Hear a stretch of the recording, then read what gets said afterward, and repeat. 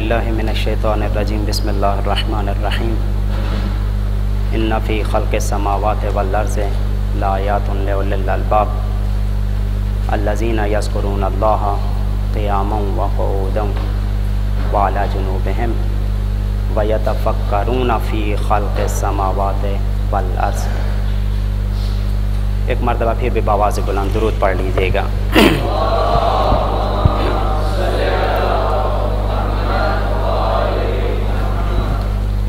बिरादरान मोहतरम, अगरचे ये जो आपका शेड्यूल है थोड़ा सा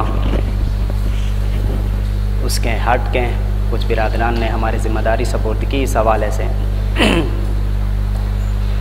ये गुफ्तगू का जो तरीक़ाकार है वो आपके सामने है, लेकिन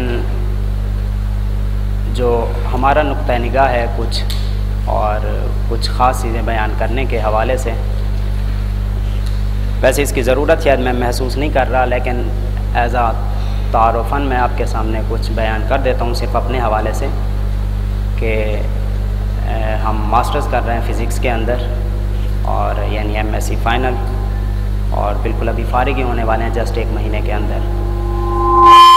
और इसी के साथ साथ जो है ना अल्हम्दुलिल्लाह परवरदिगार ने तौफ़ीक़ अता की कि गुज़िश्ता 5 से 6 सालों से हम जो है ना बाकायदा दीनी फ़ील्ड से भी वाबस्ता हैं, मदारिस के अंदर बाकायदा। अब वो टाइम की मैनेजमेंट हमने कैसे की, ये एक हमारा अपना तरीक़ाकार रहा। बहरहाल तो बिरादरान के सामने हमने एक ख़ास किस्म का मौज़ू पेश किया था कायनात की तख्लीक के हवाले से, लेकिन कायनात की तख्लीक जो हमारा मौज़ू रहेगा मैं उसको थोड़ा सा ब्रीफ़ करना चाह रहा हूँ उसके हवाले से। कायनात की तख्लीक कुरान मजीद की निगाहों में, मासूमीन की निगाहों में, साइंस की निगाह में, अगरचे जो हमने शुरू में रखा वो तरतीब कुछ इस तरह से है कि कुरान की तख्लीक, साइंस, कुरान और मासूमीन की निगाह में। अब इससे हमारे बाज़ दोस्तों के जहनों में ये बात ना आने पाए कि हमने साइंस को पहले रखा और कुरान का नाम बाद में लिया और मासूमीन का नाम बाद में लिया। ये सिर्फ़ इस लिहाज से हमने ये जो अरेंजमेंट की थी, तरतीब रखी, वो सिर्फ़ इस वजह से कि हमारे इस लेक्चर के दौरान सबसे पहले जिसके हवाले से गुफ्तगू होगी तख्लीक़ कायनात साइंस की निगाह में, उसके बाद फर्दर हम इसको लेके आएंगे कुरान मजीद के अंदर, और फिर उसके बाद मासूमीन की ज़वात मुक़द्दसा तक पहुँचने की कोशिश करेंगे। टाइम की गुंजाइश भी बहुत ज़्यादा कम है, लेकिन हम कोशिश करेंगे कि कम से कम इसी मुख्तसर टाइम के अंदर जितनी ज़्यादा से ज़्यादा मालूमात हो सकती हैं हम आपके साथ शेयर कर सकते हैं, उसको करने की कोशिश करेंगे। हमारा तरीक़ाकार यही रहेगा कि सबसे पहले तो हम आपको बताएंगे कि ये कॉस्मोलॉजी, ख़ुद ये कॉस्मोलॉजी क्या है, पहला हमारा सिलसिला इस हवाले से रहेगा। उसके बाद हम आपको बताने की कोशिश करेंगे कि कॉस्मोलॉजी की हिस्ट्री क्या है, इसकी तारीख़ के हवाले से। उसके बाद जो एक्चुअल एक मॉडल है हमारे सामने जदीद तरीन के कायनात की तख्लीक के हवाले से, big bang model, big bang theory जिसको कहा जाता है, इसके हवाले से कि ये बिग बैंग थ्योरी है क्या, इसको थोड़ा सा वजाहत करने के बाद फिर हम असल में जाएंगे कि कुरान और क्रिएशन ऑफ यूनिवर्स के कायनात की तख्लीक के हवाले से कुरान की क्या मालूमात हैं और कुरान की आयात इस हवाले से क्या क्या चीज़ें हमें बता रही हैं ये। और उसके बाद एक छोटा सा हम टच देंगे मौला कायनात हज़रत अली इब्न अबी तालिब अलैहिस्सलातु वस्सलाम की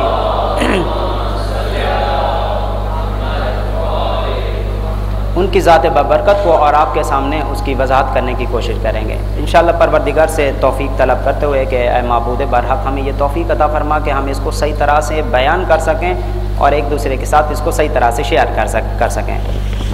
आइए सबसे पहले हम इस चीज़ का आगाज़ करते हैं, क्योंकि टाइम की कमी को मद्देनज़र रखते हुए मज़ीद तफ़सीलात इंशाअल्लाह आप लोग इसको मज़ीद बेहतर तौर पर समझ जाएंगे। लेकिन हम ये एक रिक्वेस्ट आपसे करेंगे कि एक तो ये है कि शुरू में कोई नज़रिया आप बिल्कुल अभी अपने जहनों में नहीं बनाइएगा। जब हमारी ये बात ख़त्म हो, ये लेक्चर इंशाअल्लाह जब इख्तिताम तक पहुँचे, तो फिर उसके बाद आप अपने जहन में कुछ ना कुछ तसव्वुर लाने की कोशिश कीजिएगा, एक बात। दूसरी बात, पूरी कंसंट्रेशन की ज़रूरत रहेगी इंशाअल्लाह कि पूरी तवज्जो के साथ आप इसे समाअत फरमाने की कोशिश करेंगे, और अगर कोई चीज़ वाज़ेह ना हो सके इस लेक्चर के दौरान तो इंशाअल्लाह आखिर में मेरे ख्याल में सवालात व जवाबात का सेशन भी होता है, तो उसके दौरान भी हम इंशाअल्लाह डिस्कस करने की कोशिश करेंगे। आइए आगाज़ करते हैं सबसे पहले कि कॉस्मोलॉजी क्या है, व्हाट इज़ कॉस्मोलॉजी। ये आपके सामने ये जो पूरा का पूरा मॉडल बयान किया गया है یہ اصل میں کائنات کی تخلیق کی ابتدا کو بتا رہا ہے۔ یہ تقریباً ہمارے سامنے یہ جو ماڈل پیش کیا گیا 1965 کے اندر مائکرو ویو بیک گراؤنڈ اس کو کہا جاتا ہے، اس کی روشنی میں ہمارے سامنے یہ پوری کی پوری کائنات کے حوالے سے، یعنی آغاز میں کچھ اس طرح کی کنڈیشن تھی، لیکن ابھی ہم یہاں تک پہنچے نہیں ہیں۔ ابھی ہمارا کویشچن وہ آپ کے سامنے لکھا ہوا ہے کہ واٹ از کاسمولوجی، کاسمولوجی کیا ہے؟ اصل میں یہ ورڈ نکلا ہے کاسموس سے۔ کاسموس کا مطلب ہے عالم، کائنات۔ اسی سے آپ نے شاید ایک ورڈ سنا ہو، اکثر سنا ہوگا کہ کاسمک ریڈیشنز، کائناتی شعاعیں۔ کیا میننگ ہے اس کے؟ جب کائنات بنی تھی تو اس وقت کس قسم کی ریڈیشنز یا شعاعیں نکلی تھیں جن کا اخراج ہوا تھا، ریڈیٹ ہوئی تھیں، کس طرح کی وہ شعاعیں تھیں؟ اس وجہ سے ان کو کہا جاتا ہے کاسمک ریز بھی کہا جاتا ہے، اگرچہ یہ پورا کا پورا ہمارے سامنے گراف موجود ہے۔ ہم سمجھ رہے ہوتے ہیں کہ ریز سے مراد صرف یہ روشنی اور لائٹ، یاد رکھیے گا یہ فقط نہیں ہے، تقریباً ہمارے سامنے، اگر میں آپ کے سامنے وہ، کیونکہ انشاءاللہ پروردگار نے پھر کبھی توفیق عطا کی تو ہم آپ کے سامنے بیان بھی کریں گے کس طرح کی ریڈیشنز موجود ہیں، کس طرح کی شعاعیں موجود ہیں، تقریباً 14 قسم کی ہیں۔ ان میں سے ایک وہ ہے جو ویزیبل ریجن ہے ہمارے سامنے، جس کو ہم دیکھ سکتے ہیں، یہ صرف ایک ریجن ہے، اسی کے اندر بھی کافی اور کلرڈ لائٹس موجود ہیں، وہ آپ کے انشاءاللہ معلومات میں ہوں گی وہ باتیں 12۔ اس کے علاوہ اور اس میں سے ایک اہم ترین ہے کاسمک ریز، جو کائنات کی ابتدا کو بتا رہی ہیں۔ اب کاسمولوجی کیا ہوئی؟ اصل میں کاسمولوجی برانچ ہے ایسٹرونومی کی۔ ایسٹرونومی یعنی علم فلکیات۔ اچھا، اسی کے بالمقابل آپ نے ایک ورڈ سنا ہوا ہوگا، اکثر علم نجوم ہم اس کو کہتے ہیں، جو ہمارے اردو کے اندر بھی استعمال ہوتا ہے۔ یہ علم نجوم ایک دوسری چیز ہے، اگرچہ نجم کہا جاتا ہے یہی فلک کو، یعنی آسمانوں کو، نجوم ستاروں کو، یہ ستاروں سے۔ اس علم نجوم کی بنیاد پر اصل میں پریڈکشن کی جاتی تھی، بہت پہلے پیشن گوئیاں کی جاتی تھی کہ آئندہ کیا ہونے والا ہے۔ یہ علم نجوم کم از کم اس چیز کے ساتھ ریلیٹ ہو جاتا ہے، اور باقاعدہ روایات کے اندر اس طرح کی چیزوں سے منع بھی کیا گیا ہے، یہ اپنی جگہ پر ہے۔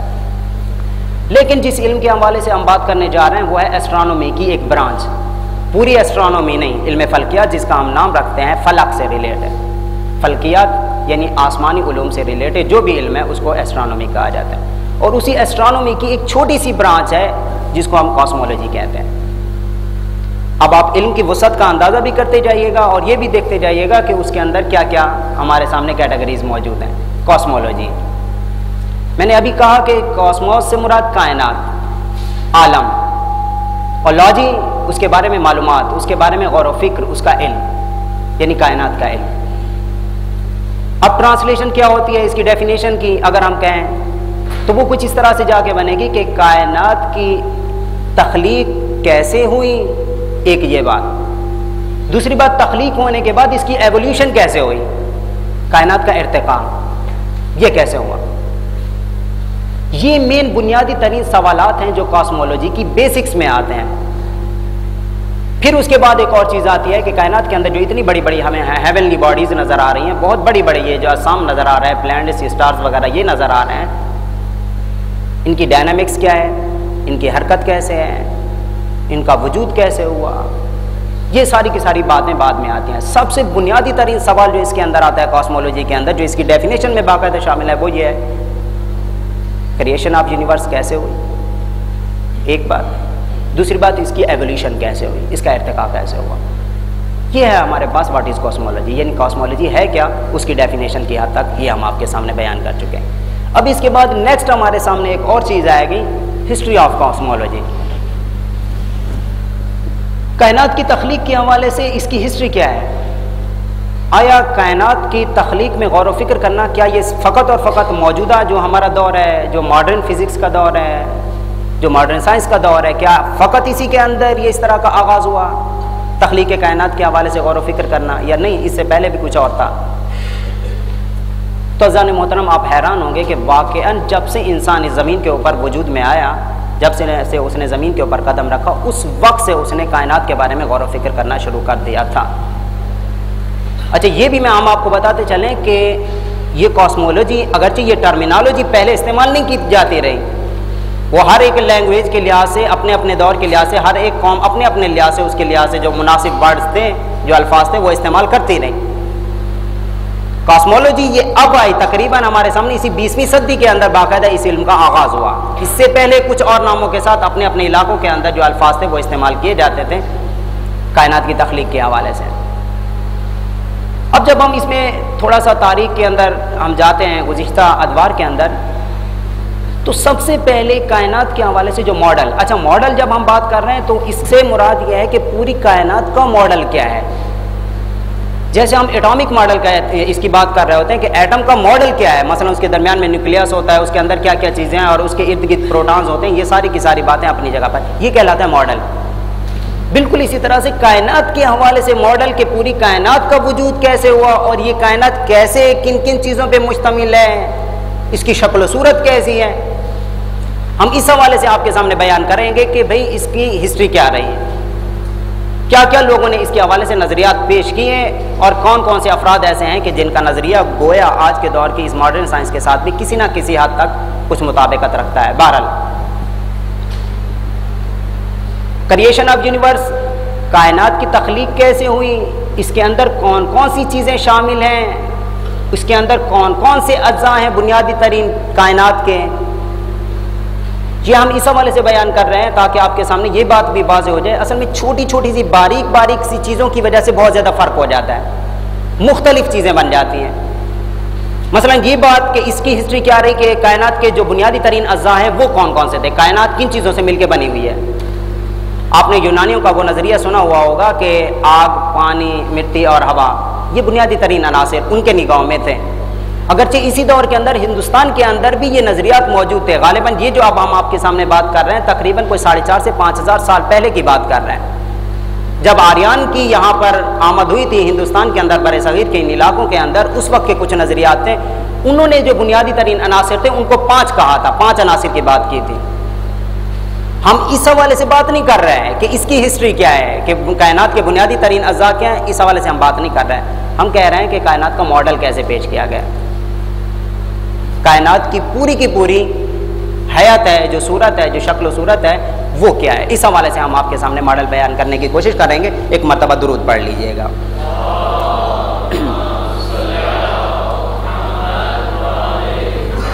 اچھا، اس چیز کے شروع کرنے سے پہلے ہم آپ کو یہ بھی بتاتے چلیں کہ پرانے دور کے اندر جتنے بھی ادوار گزرے ہیں تاریخ کے اندر، وہاں پر کائنات کی تخلیق کا جو بنیادی ترین آغاز ہو رہا ہے وہ یا تو مذہب کے اندر اس حوالے سے ڈسکس کی گئی ہے یا فلسفے کے اندر، فلسفی کے اندر.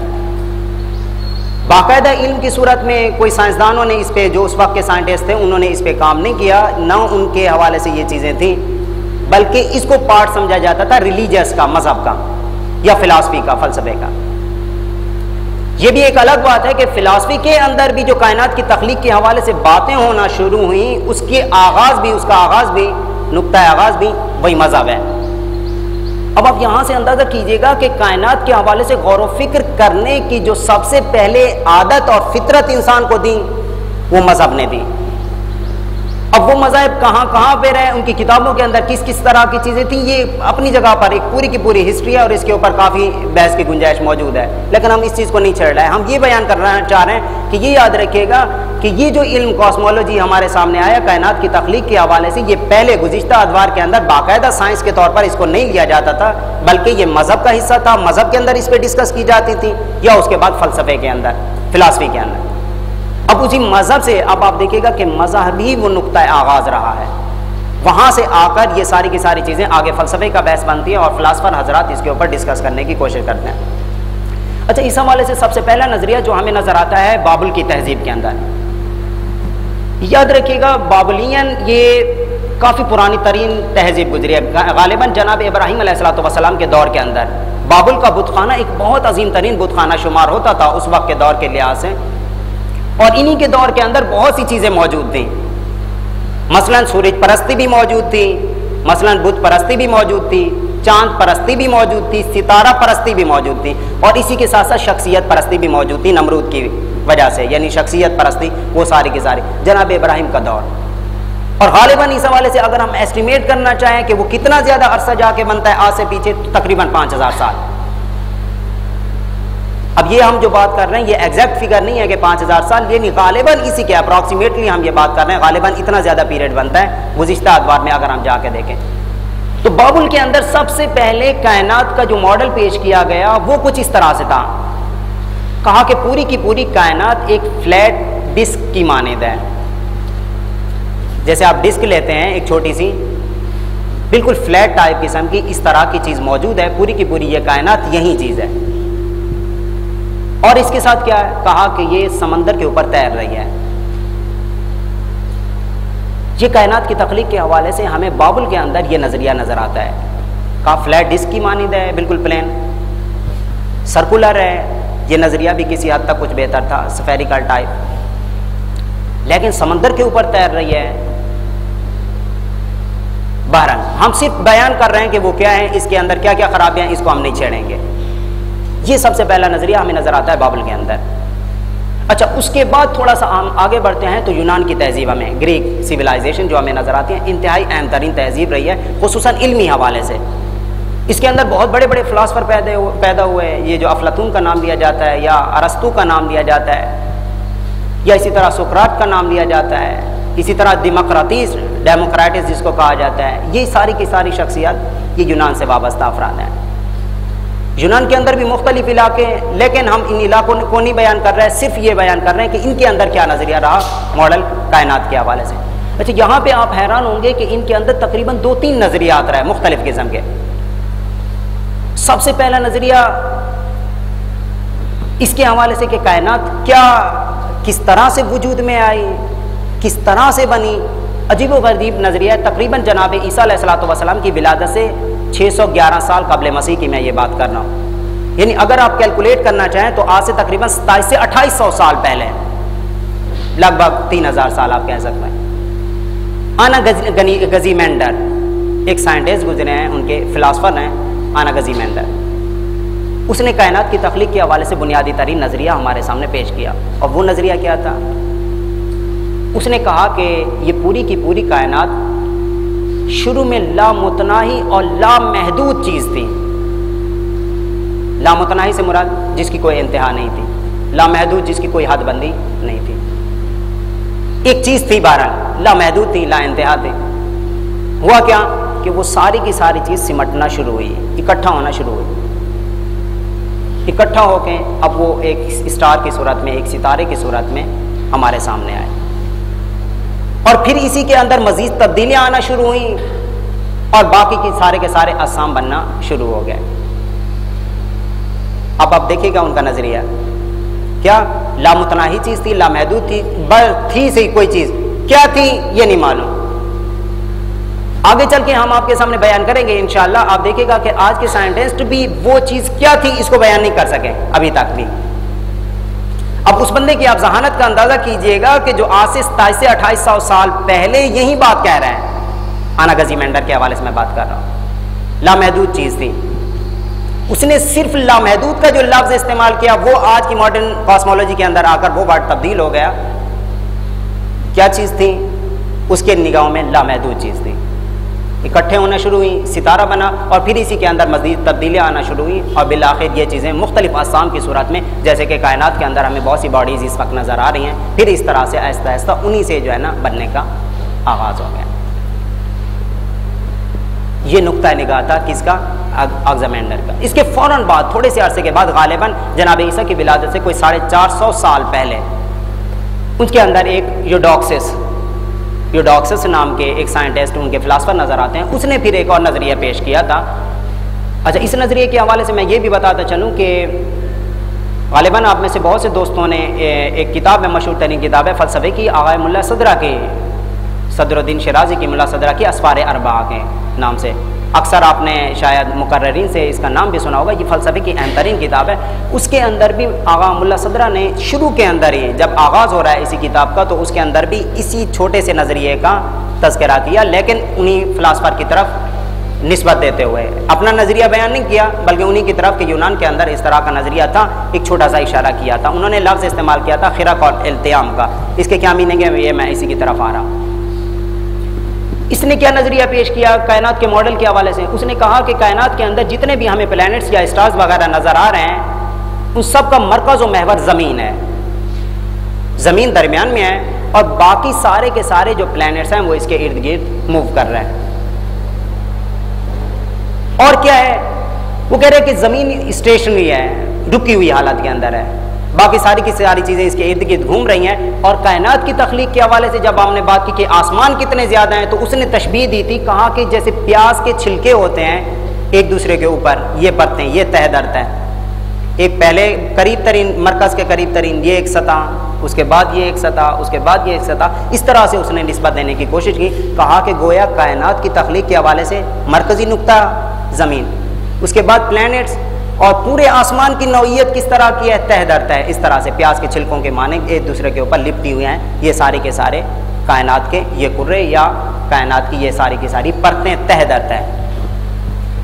اسی کو کہا جاتا ہے خرق اور التیام. جو ابھی میں کہہ رہا تھا، اغم اللہ صدرہ نے بھی اس کے حوالے سے یہ ورڈ استعمال کیا شروع کے اندر ہی، یعنی خطبہ جیسے مقدمہ ہوتا ہے کتاب کا، اس کے فوراً بعد جو ہے نا انہوں نے اس ورڈ کو بھی استعمال کیا. یہ انہی کی طرف نسبت دیتے ہوئے کہ ان کا نظریہ اسی طرح کا تھا کہ پیاز کے اس طرح کے چھلکے ہوا کرتے ہیں اور وہ تہ درت ہے، ایک دوسرے کے اوپر لپٹے ہوئے ہیں. تو کائنات کی تخلیق کا یہ دوسرا نظریہ یونان کے اندر ہمیں نظر آتا ہے.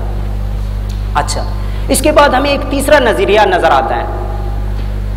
عجیب و غریب بات یہ ہے اس حوالے سے کہ اس نظریے کو بیان کرنے والے وہ جو خود فلاسفر ہیں، ان کی اپنی کوئی بک نظر نہیں آتی، لیکن اس کو جس شخص نے ہمارے سامنے کوڈ کیا وہ انتہائی اہم ترین شخصیت اور جانی پہچانی شخصیت، آج ہمارے نوجوانوں کے سامنے بھی بلکہ میٹرک لیول پر بھی اس کا نام لیا جاتا ہے، ارشمیدس کا. ارشمیدس کا اس نے اپنی ایک بک کے اندر ان کا نام لیا اور بتایا کہ اس کا نظریہ کیا تھا. اب آپ اندازہ کیجئے گا یہ اسی دور کے لگ بھگ اب ہم بات کر رہے ہیں، جناب عیسیٰ کی ولادت سے تقریباً 300 ساڑھے 300 سال پہلے کا یہ نظریہ سارا کا سارا. ارشمیدس نے اس نے اپنی ایک کتاب کے اندر ان کا نام لیا. ان کا نام تھا ایرسٹارچس. ایرسٹارچس ان کا نام لیا اور ان کے حوالے سے جو اس نے نظریہ دیا وہ کیا دیکھیے گا. اب آپ دیکھیں ارتقا بھی ہو رہا ہے، شروع سے بابل کی تہذیب، یونان کے اندر نظریہ، پہلا نظریہ، اس کے بعد نظریہ، اس کے بعد اب یہ نظریہ. اس نے اپنے کنگ کو، بادشاہ کو لکھتے ہوئے ارشمیدس نے اپنی بک کے اندر کہا کہ اے کنگ، اے بادشاہ، ایرسٹارچس نے یہ جملے کہے ہیں، میں نے اس کی کتاب کے اندر پڑھا ہے، ارشمیدس کہہ رہے ہیں. اس نے کہا کہ یہ جتنے کے جتنے فلاسفر افراد یہاں پر موجود ہیں اور وہ جتنا کائنات کو سمجھ رہے ہیں، کائنات اس سے بہت بڑی ہے. ان لوگوں نے محدود کیا ہے فقط اور فقط زمین کی حد تک اور اس کے ارد گرد موو کرنے والے یہ جو پلینٹس اور اسٹارز جو ہمیں نظر آ رہے ہیں، انہوں نے محدود کیا یہاں تک، جبکہ ایسا نہیں ہے، کائنات اس سے بہت وسیع ہے. اب آپ دیکھیے گا اس وقت کے دور کا ایک نظریہ کہ بھئی کائنات اس سے بہت زیادہ وسیع ہے جتنا یہ اسے سمجھ رہے ہیں. ایک بات. اس کے بعد کیا دوسری بات اس نے کہا کہ یہ جو نظریہ ہے کہ زمین مرکز میں ہے، ایسا نہیں ہے، بلکہ مرکز میں سورج ہے. ہمارا یہ سولر سسٹم کا یہ سورج موجود ہے، شمس موجود ہے، کہا کہ یہ مرکزی ترین نقطہ نگاہ ہے اور یہ ساکن ہے. اس کے نظریے کے مطابق یہ موو نہیں کر رہا، جبکہ زمین ہماری اسی کے گرد موو کر رہی ہے. اب آپ اندازہ کر رہے ہیں یعنی کتنے سو سال پہلے اس کا نظریہ کچھ زیادہ بہتر ہوا. یہ ارتقاء ہے، یہ ایولیوشن ہے. بہرحال اب وہ کتنی حد تک صحیح تھا ہم اس بات کو نہیں چھیڑ رہے. یہ نظریہ بھی ہمارے سامنے اب موجود رہا ایرسٹارچس کا. اب آپ اسی سے اندازہ کر سکتے ہیں کہ کس طرح کا. اچھا، اس کے علاوہ اور بہت سی چیزیں ہوتی رہی، سارے کے سارے کچھ نظریات آتے رہے، کچھ بنتے رہے، کچھ بگڑتے رہے، یہ ساری کی ساری چیزیں ہوتی رہی. جو ماڈرن سائنسز کا باقاعدہ اب تک ہم کہہ رہے تھے کہ یہ ریلیجیس کے اندر اور فلسفے کے اندر یہ باتیں کی جا رہی تھیں، یعنی یونان کے اندر بھی یہ جو باتیں کی جا رہی ہیں ساری کی ساری یہ فلسفے کے اندر یہ باتیں کی جا رہی ہیں کہ کائنات کا ماڈل کیا ہے. لیکن باقاعدہ اس کو سائنس کی برانچ کے اندر لانا، باقاعدہ اس کو سائنٹیفکلی پوائنٹ آف ویو سے دیکھنا، اس کا آغاز کب ہوا؟ غالباً 16ویں صدی کے اندر. مشہور ترین شخصیت ہیں کوپرنیکس. اس نے سب سے پہلے یہ نظریہ پیش کیا تھا کہ باقاعدہ زمین موو کر رہی ہے سورج کے گرد، اور سورج کے حوالے سے بھی کچھ اس نے اپنے لا بتائے تھے، اور کائنات کے اندر موو کرنے والی جو جتنی باڈیز ہمیں نظر آ رہی ہیں اس کے حوالے سے بھی کچھ اس نے قوانین ہمارے سامنے پیش کیے تھے. وہ سارے کے سارے کتابوں کے اندر موجود ہیں. یہ سب سے پہلے یہ کام طریقہ کار جو اس نے اختیار کیا، یہاں سے آ کر اس نے اس کو سائنس کے اندر باقاعدہ لانے کی کوشش کی.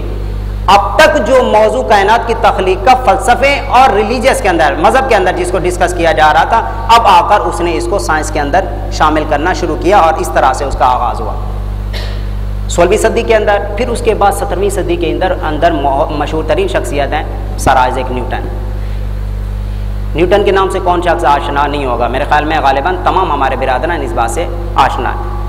نیوٹن اس نے آ کر باقاعدہ کچھ لا ہمارے سامنے بھی پیش کیے جو آج تک بھی میٹرک کی کتابوں کے اندر ہمیں پڑھائے جاتے ہیں۔ اس کی ایک بک تھی پرنسپیا کے نام سے، اس نے اس کے اندر سارے کے سارے یہ لا بیان کیے اور ان تمام پلینٹس کے حوالے سے بھی، اسٹارز کے حوالے سے بھی اس نے بیان کرنے کی کوشش کی کہ ان کے اندر بھی باقاعدہ موشن ہے، یہ حرکت ہو رہی ہے، یہ ساری چیزیں ساکن نہیں ہیں بلکہ یہ موو کر رہی ہیں۔ یہاں سے آ کر اب اس نے باقاعدہ سائنس کے اندر یہ چیز انٹروڈیوس ہونا شروع ہو گئی، یعنی کائنات کی تخلیق اب تک جس کو محدود رکھا جا رہا تھا اب اس کو سائنس کا بھی باقاعدہ ایک پارٹ بنا دیا گیا، اور اتنی حد تک یہ بات اب آگے بڑھی کہ وہ مذہب جو باقاعدہ سائنس کے اندر کائنات کی تخلیق کا نظریہ لانے والا تھا، اس مذہب کو الگ کر دیا گیا اور کہا کہ صرف ایز اے سائنس کے پوائنٹ آف ویو سے جو بات ہوگی ہم اسی کو ہی لے لیں گے۔ اندازہ کیجیے گا فلسفے کے اندر، فلسفے کو تو ویسے آج کے دور کے اندر غالباً بیکار ترین سمجھا جا رہا ہے، نچلی سطح پہ۔ یہ جو جملہ کہہ رہا ہوں نچلی سطح کے اوپر ایسے سمجھا جاتا ہے جو فلسفی ہوگا، گویا اشارہ بھی ہم کرتے ہیں کہ بس اس کا مطلب ہے جو فلسفی ہوگا وہ گیا گزرا ہوگا۔ بہرحال لیکن حقیقت یہ ہے کہ آج بھی جب ہائر سطح کے اوپر ہم جا کر دیکھتے ہیں، میں ایک جملہ کہہ رہا ہوں اس حوالے سے، ہمارے ایک ٹیچر بھی رہے ہیں جو کہ ہمیں نیوکلیئر فزکس پڑھاتے رہے ہیں، ڈاکٹر فیروز صاحب، شاید آپ میں سے کچھ افراد آشنا بھی ہوں سے، کراچی یونیورسٹی کے ہیں، کافی سینئر ٹیچر ہیں۔ ان کے یہ الفاظ تھے، انہوں نے کہا تھا کہ فزکس کیا ہے؟ فلسفہ پلس میتھس، میتھ ہے ریاضی جس کو ہم کہتے ہیں اردو میں، اور پلس اس کے ساتھ ہے فلسفی، فلسفہ، یہ دو چیزوں کا مجموعہ ہے فزکس۔ اگر میتھس کو آپ نکال لیں تو فزکس کیا ہے؟ پیور فلسفہ ہے اور کچھ نہیں ہے۔ اور جب میتھس کو آپ اس کے اندر انٹروڈیوس کریں گے تو پھر اسی کے نتیجے میں آپ مزید ٹیکنالوجیز کی طرف بھی جائیں گے، مزید چیزیں انوینٹ کرنے کی طرف بھی جائیں گے، اور یہ ساری کی ساری جتنے بھی انجینئرنگ کی فیلڈز ہیں یہ یہاں سے نکلنا شروع ہو جائیں گی۔ بہرحال یہ اپنی جگہ پر ایک بات۔ تو ہم کہہ رہے تھے کہ ماڈرن سائنس کے اندر پھر اس کو جب حصہ بنانے کی بات شروع ہوئی تو کہاں سے ہوئی؟ 16ویں صدی کے اندر کوپرنیکس کے اس نظریات کی روح سے، پھر اس کے بعد سر آئزیک نیوٹن کا یہ نظریہ ہمارے سامنے، اس کے جو لا ہے وہ سارے کے سارے ہمارے سامنے پیش۔ سب سے جدید ترین انداز میں کائنات کے اوپر جو بحث کرنے کی کوشش کی گئی، مشہور ترین شخصیت ہیں آئنسٹائن، 1915 کے اندر تقریباً 1915 کے اندر سر آئزیک نیوٹن، ان کے بعد اہم ترین جو نظریہ آئنسٹائن کا، اور ان کی بھی خاص طور پر ایک عجیب و غریب تھیوری تھی جو اسپیشل تھیوری آف ریلیٹیوٹی، جس کو بعد میں کنورٹ کر دیا گیا جنرل تھیوری آف ریلیٹیوٹی کے اندر۔ یہ عجیب و غریب تھیوریز جب ہمارے سامنے آئیں تو اس کے بعد کائنات کی تخلیق کے حوالے سے بہت زیادہ شدت کے ساتھ کام ہوا، بہت زیادہ تیزی کے ساتھ پروگریس ہوئی۔ گویا اب آپ اندازہ کر سکتے ہیں کہ اسی 20ویں صدی کے اندر جتنا کام ہوا گزشتہ 5000 سالوں کے اندر اتنا کام نہیں ہوا تھا، صرف اسی ہمارے گزشتہ صدی کے اندر۔ اچھا، صرف یہ کائنات کی تخلیق کے حوالے سے یا کاسمولوجی کے حوالے سے یہ کام نہیں ہوا، بلکہ باقی بھی سائنس کی باقی برانچز کے اندر بھی اسی طرح سے تیزی کے ساتھ ارتقا ہوا۔ یہ بات واقعاً تسلیم شدہ ہے اور حقیقت ہے، اس کا اعتراف کرنے میں کوئی حرج نہیں ہے، جو حقیقت ہے وہ حقیقت ہی ہے۔ بہرحال ان کے بعد آئنسٹائن کے بعد یہ سارا کا سارا سلسلہ بہت تیزی کے ساتھ بڑھنا شروع ہوا۔ اچھا، آئنسٹائن کے دور تک جتنے بھی افراد موجود تھے، بڑے بڑے جو دماغ موجود تھے، وہ بھی یہ سمجھتے تھے کہ کائنات جس طرح سے ہے بس اسی طرح سے ہے، حرکت کو تسلیم کرتے تھے، یہ موومنٹ ہو رہی تھی کیونکہ ہم دیکھ رہے تھے چاند کا آنا جانا، سورج کا یہ طلوع و غروب، یہ ساری چیزیں ہم دیکھ رہے تھے، مشاہدہ کر رہے تھے، ہاں یہ چیزیں ہو رہی ہیں، یعنی حرکت ہو رہی ہے، اس کو تسلیم کیا جاتا تھا۔ لیکن پوری کائنات کہاں یہ جاتا تھا؟ اب آپ اندازہ کریں 1915 تک جو بڑے بڑے دماغ ہیں اسی بات کو تسلیم کر رہے ہیں، کائنات اسی طرح سے ہمیشہ سے ہے۔ اس کے لیے لفظ انہوں نے استعمال کیا ایٹرنل کا، ETERNAL، یعنی دائمی، ہمیشہ سے ہے، ہمیشہ سے اسی طرح کا یہ سلسلہ جاری ہے۔ کائنات کو یہی تسلیم کیا جاتا تھا۔ آیا کائنات کا کہیں سے آغاز بھی ہوا تھا یا نہیں ہوا تھا، یا اس کا کوئی اختتام بھی ہوگا یا نہیں ہوگا، اس حوالے سے کوئی تصور موجود نہیں تھا۔ آئنسٹائن کی جو تھیوری آف ریلیٹیوٹی ہمارے سامنے آئی، اس کے بعد سے یہ ساری کی ساری بحث شروع ہو گئی. ہاں بھئی ایسا نہیں ہے، کچھ اور کام بھی اس کے اندر ہو رہے ہیں. کائنات کا کانٹریکٹ ہونا بھی ممکن ہے، یعنی سکڑ جانا بھی، اور اس کا ایکسپینڈ ہونا بھی یہ بھی ممکن ہے، اور ایسا رہا ہے. یہاں سے آگے تھوڑا سا اس کے اوپر کام کرنے والی کچھ اور شخصیات بھی ہمارے سامنے موجود ہیں، لیکن ہم چاہیں گے یہاں پر، کیونکہ جو میں آپ کے سامنے اب نظریہ بیان کرنے جا رہا ہوں وہ ہمارے سامنے ہے بگ بینگ کا کویسچن، کائنات کا نقطہ آغاز. جو اس وقت کا بہترین نظریہ ہمارے سامنے موجود ہے بگ بینگ کا، وہ کیا ہے؟ آئنسٹائن کے بعد کن کن افراد نے اس پہ کام کیا اور یہ نظریہ بیان کیا، اس کو ہم بعد میں بیان کریں گے. لیکن اس سے پہلے میں چاہوں گا کہ وہ تھوڑا سا ایک ہم نے کچھ کلپس لی ہوئی تھی کائنات کی تخلیق کے حوالے سے، کچھ ہمارے سامنے چیزیں موجود تھیں، تو آپ ذرا اس کا تھوڑا سا دیکھ لیتے ہیں اس کو، اور انشاءاللہ تھوڑی سی توجہ کے ساتھ اسے دیکھیں گے، اور اس کے بعد ہم مزید چیزیں بھی بیان کرنے کی کوشش کریں گے.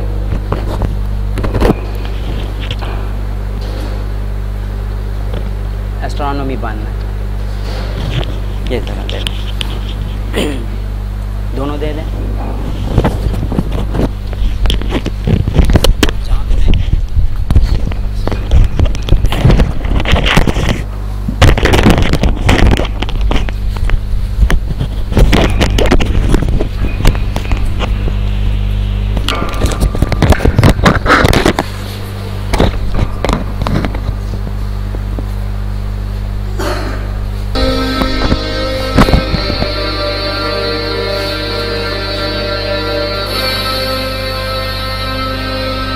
انسانی تاریخ میں ماضی میں ہم صرف یہی منظر اپنی کچھ ہزار ستارے جو رات کے مخملی اندھیرے میں ٹمٹماتے نظر آتے تھے، اور یہی منظر ہے جو ہم ایک صاف اندھیری رات کو دیکھ سکتے تھے.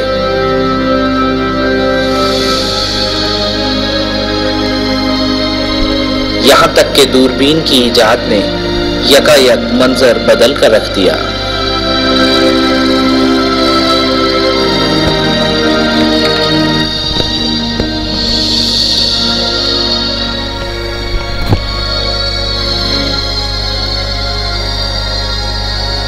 ہم نے قریب سے سیاروں کا مشاہدہ کیا، دور دراز کے ستاروں اور کہکشاؤں کو دیکھا، اور کائنات کے حیرت انگیز راز کھلنے شروع ہوئے.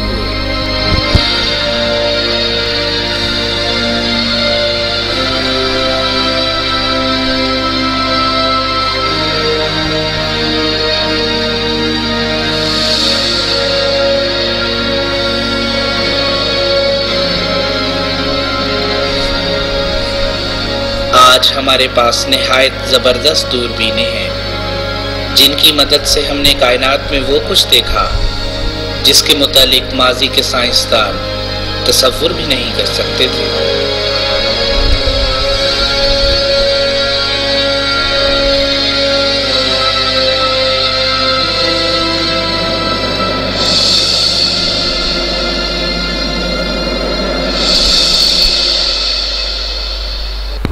آسمان کے متعلق انسان کو ہمیشہ تجسس رہا ہے. ہم نے آسمان کا مشاہدہ کیا اور اس کی گہرائی اور پیچیدگی نے ہمیں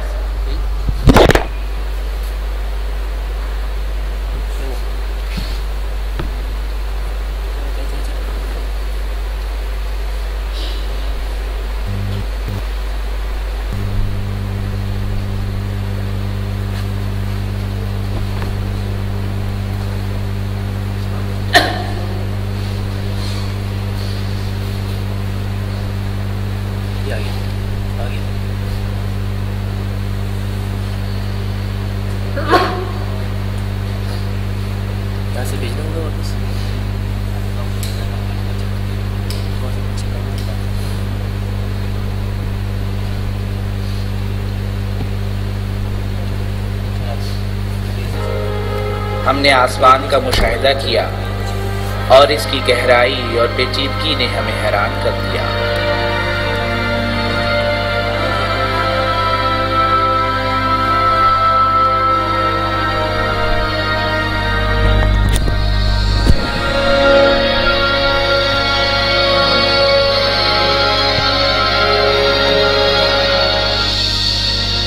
خلا ستاروں، سیاروں اور کہکشاؤں کی حیرت انگیز دنیا ہے، جہاں وقت کو کئی اربوں کھربوں سالوں میں ناپا جاتا ہے اور فاصلوں کو کروڑوں کروڑوں اربوں کھربوں نوری سالوں کے ذریعے دیکھا جاتا ہے۔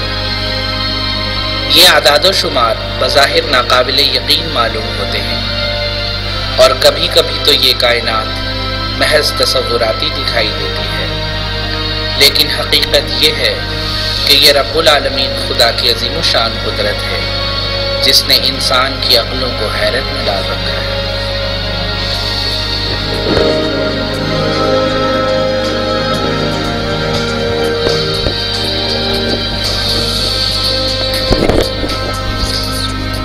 دنیا کے اکثر سائنسدانوں کا یہ یقین ہے کہ ہماری کائنات آج سے 14 بلین سال قبل ایک بگ بینگ کے ذریعہ معرض وجود میں آئی۔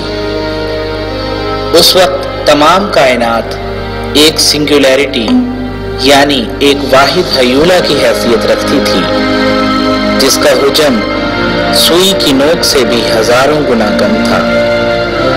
یہ مکمل طور پر بند اور تاریک تھا۔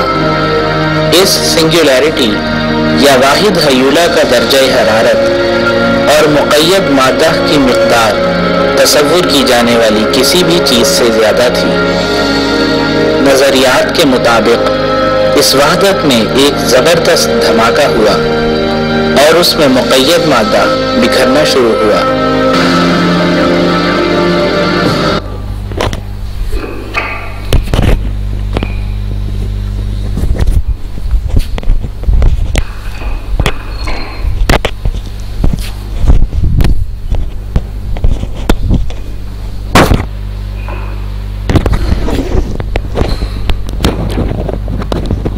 مرتبہ درود پڑھ لیجیے گا۔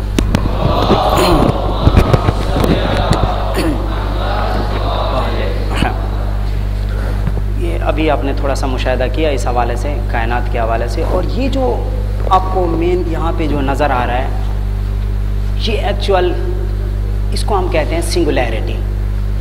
انہوں نے بھی ورڈ استعمال کیا سنگولیرٹی کا، لیکن اس سے پہلے جو ہماری تاریخ کا وہیں والا سیشن چل رہا تھا کہ آئنسٹائن کے بعد جو نظریہ ہمارے سامنے آیا، آئنسٹائن نے صرف اتنا کام کیا، اس نے کہا کہ ہاں کائنات کا یہ ایکسپینشن اور اس کا کنٹریکشن، سکڑنا اور پھیلنا یہ ممکن ہے، لیکن اس نے مزید کام اس پہ کرنے کا اسے ٹائم بھی نہیں ملا، اور جو نظریہ اس نے پیش کیا تھا اس کے اندر کچھ نہ کچھ بعد میں ماڈیفیکیشن کی گئی۔ اس کے اوپر سب سے پہلے جس نے کام کیا وہ الیگزینڈر فرائیڈمین۔ اس نے تھوڑا سا جو ایکویشنز بنائی تھیں آئنسٹائن نے، ان کو تھوڑا سا اس نے ماڈیفائی کیا، اس کے اندر تھوڑی سی چینجنگ کی، اور بالآخر ایک نظریہ پیش کرنے کی کوشش کی جو کسی حد تک اس بگ بینگ سے ملتا جلتا تھا، لیکن مکمل طور پر اس کو ایکسپلین نہیں کر پا رہا تھا۔ اس کے بعد جو اہم ترین کام کیا اس کے اوپر 1927 کے اندر بیلجین ایک سائنٹسٹ تھے جن کا نام تھا لیمیٹری،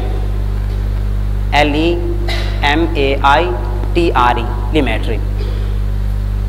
اس نے اہم ترین انداز میں، بالکل عجیب و غریب انداز میں، جو باقاعدہ آئنسٹائن کے نظریات تھے، جو تھیوریز تھیں، اور الیگزینڈر فرائیڈمین کا جو کام کیا ہوا تھا، اس نے اس کے اوپر مزید ورک کیا، اور ورک آؤٹ کرنے کے بعد اس نے ایک نظریہ پیش کیا تھا جو ایکچولی یہی بگ بینگ ہے۔ اس نے بگ بینگ کا ورڈ استعمال نہیں کیا تھا، یہ یاد رہے۔ اب یہ میں بات کر رہا ہوں 1927 کے اندر، یہ یاد رہے، اور بگ بینگ کا ورڈ استعمال ہونے لگا تقریباً 1949 کے اندر جا کر، 1948 کے بعد 1949 کے اندر، جیسے ہی یہ سیکنڈ ورلڈ وار ہماری کمپلیٹ ہو رہی ہے، اسی دوران اس نے ایک اور شخص نے، ایک اور سائنٹسٹ نے اس طرح کا ایک ورڈ استعمال کیا، لیکن 1927 کے اندر اس نے یہ پیش کر دی تھی، ایکچوئل جو تھیوری تھی وہ یہ تھی۔ اور وہ کیا تھی؟ اس نے کہا کہ کائنات کا ایک شروع میں جو نقطہ آغاز تھا، ایک بالکل چھوٹے سے ایٹم کے ذریعے سے، جس کو اس نے نام دیا تھا پرائم وال ایٹم، PRIMEVAL،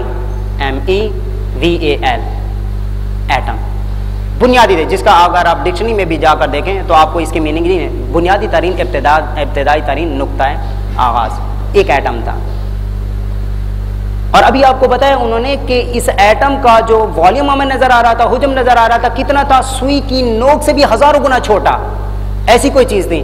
آج بھی اگر میں آپ کے سامنے کوئی ڈاٹ لگا دیتا ہوں بال پوائنٹ کے ذریعے سے تو اس کے اندر بھی اربوں خربوں ایٹمز موجود ہوتے ہیں، یاد ہے، یعنی ایٹم اتنا چھوٹا، ایسی کوئی چیز موجود تھی، اس کے اندر کافی ڈینس قسم کا بہت ہی زیادہ کثیف ترین کوئی میٹر موجود تھا. وہ میٹر کیا تھا نہیں معلوم، لیکن تھا.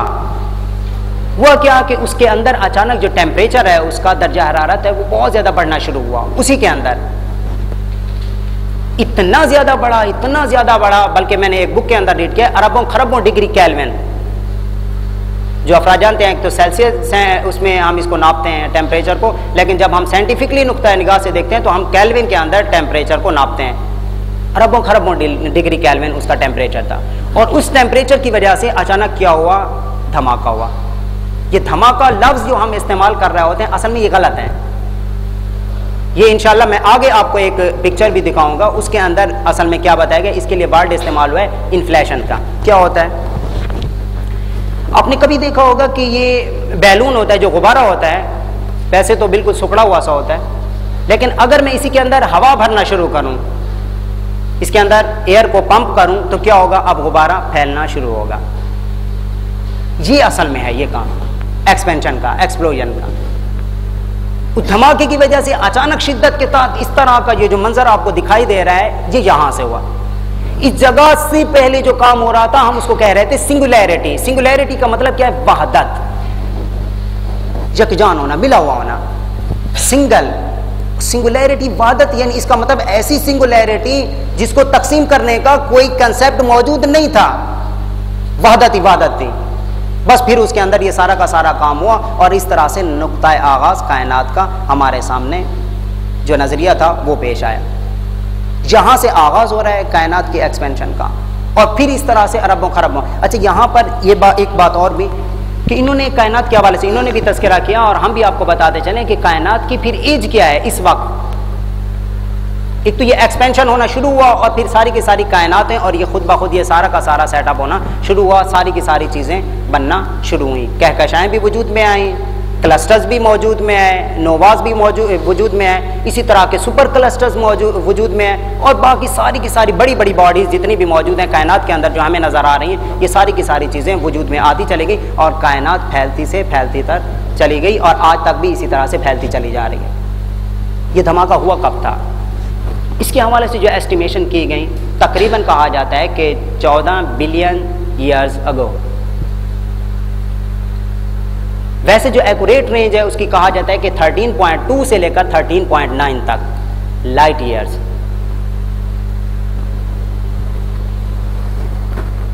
اچھا، یہ 13.9 یعنی تقریباً ہم کہہ رہے ہیں کہ 14 بلینز یعنی 14 ارب سال پہلے. یہ ہمارے پاس جو ٹرمینالوجی، یہ جو ٹیکنالوجی استعمال کی گئی اس کی ایسٹیمیشن کے لیے یہ کچھ اور طرح کی تھی، جس کو ہم کہتے ہیں مائکرو ویو بیک گراؤنڈ. اس کے لحاظ سے ہمارے سامنے یہ کیلکولیشن ہے، لیکن کسی اور طرح سے بھی کیلکولیشن کرنے کی کوشش کی گئی. یہ ہمارے جو جیولوجی کے برادران ہیں، اگر آپ میں سے کوئی موجود ہے جو اس فیلڈ سے وابستہ ہو تو وہ اس چیز کو بتا سکے گا کہ اگر مجھے ناپنا ہو کہ پتھر کی ایج کتنی ہے، ایک ہمارے سامنے اگر پتھر ہے اس کی میں جاننا چاہ رہا ہوں کہ اس کی ایج کتنی ہے، تو اس کے لیے ہم ٹیکنالوجی سے استعمال کرتے ہیں مختلف. کاربن ڈیٹنگ وغیرہ کا لفظ بھی اس کے لیے استعمال کیا جاتا ہے، اور پھر اس طرح سے مجھے اس کے لیے، یا کچھ اور ہوتا ہے کہ ایلیمنٹس کی ہاف لائف.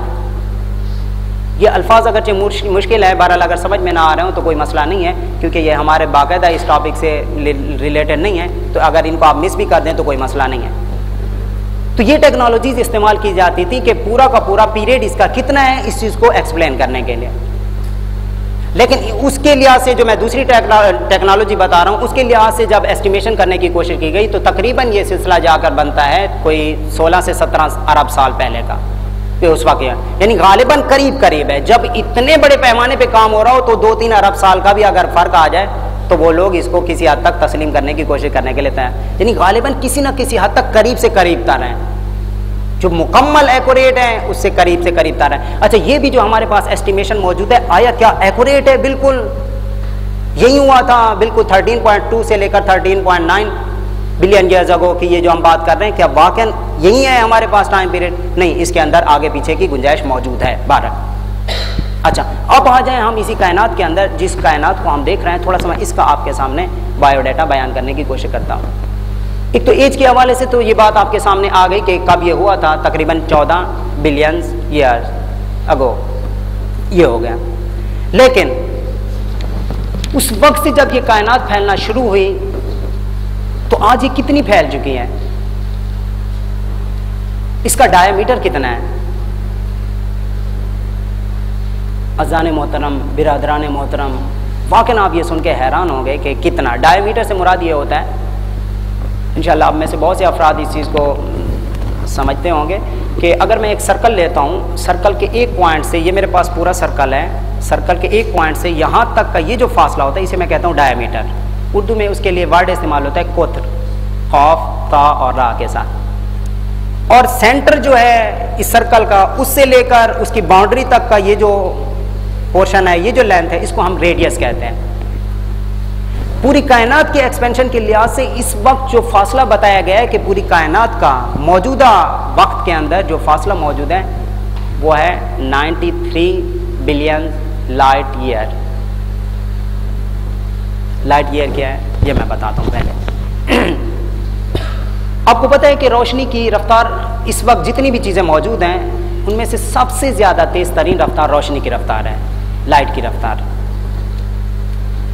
اتنی زیادہ تیز رفتار ایک سیکنڈ کے اندر آپ کی پوری زمین کے 7 چکر لگا سکتی ہے. یہ ایک سیکنڈ کے اندر، ود ان 1 سیکنڈ آپ کی پوری زمین کے 7 چکر لگا سکتی ہے. لیکن سورج آپ کی زمین سے کتنا زیادہ دور ہے؟ اسی لائٹ کو سورج سے آپ کی زمین تک پہنچتے پہنچتے تقریباً 7.5 سے 8 منٹ لگتے ہیں. جس روشنی کی اسپیڈ اتنی زیادہ تیز، لیکن سورج تقریباً آپ سے 14 سے 15 کروڑ کلومیٹر کے فاصلے پر جو موجود ہے، وہاں سے لے کر یہاں تک پہنچنے میں اسے ٹائم لگتا ہے 7.5 سے 8 منٹ. اس کا مطلب ہے اتنا زیادہ فاصلہ موجود ہے. جب ہم نے مشاہدہ کرنا شروع کیا تو بہت سے پلینٹس ایسے موجود تھے جو اس سے بھی زیادہ دور تھے، گھنٹوں لگتے تھے لائٹ کو ٹریول کرتے ہوئے اور ہم تک پہنچنے میں. بعض ایسے ہیں کہ جن میں مہینہ لگتا ہے، پورا ایک مہینہ. بعض ایسے ہیں کہ جس میں سال لگتا ہے. اب روشنی پورا 1 سال سفر کرتی رہے اور وہاں سے جہاں سے نکلی ہے روشنی اور ہم تک پہنچے، یہ پورا کا پورا سال، اس کو ہم کہتے ہیں لائٹ ایئر. 1 سال کے اندر روشنی جتنا فاصلہ ٹریول کرے، طے کرے، اس کو کہتے ہیں لائٹ ایئر. آپ اندازہ اسی بات سے کیجیے گا، تھوڑا سا امیجن کرنے کی انشاءاللہ آپ لوگ کوشش کریں گے. خالق کائنات نے انسان کو بہت بڑی یہ صلاحیت عطا کی ہے کہ انسان اگر تصور کرنے پہ ہے تو بیٹھے بیٹھے جنت کو بھی تصور کر سکتا ہے، جہنم کو بھی اسی جگہ بیٹھے. یہ امیجنیشن کی ایک بہت بڑی پاور ہے انسان کے پاس، تصور کرنے کے لیے کسی بھی چیز کو تصور کر سکتا ہے. اندازہ کریں کہ 1 سیکنڈ کے اندر پوری زمین کے 7 چکر لگا سکتے ہیں.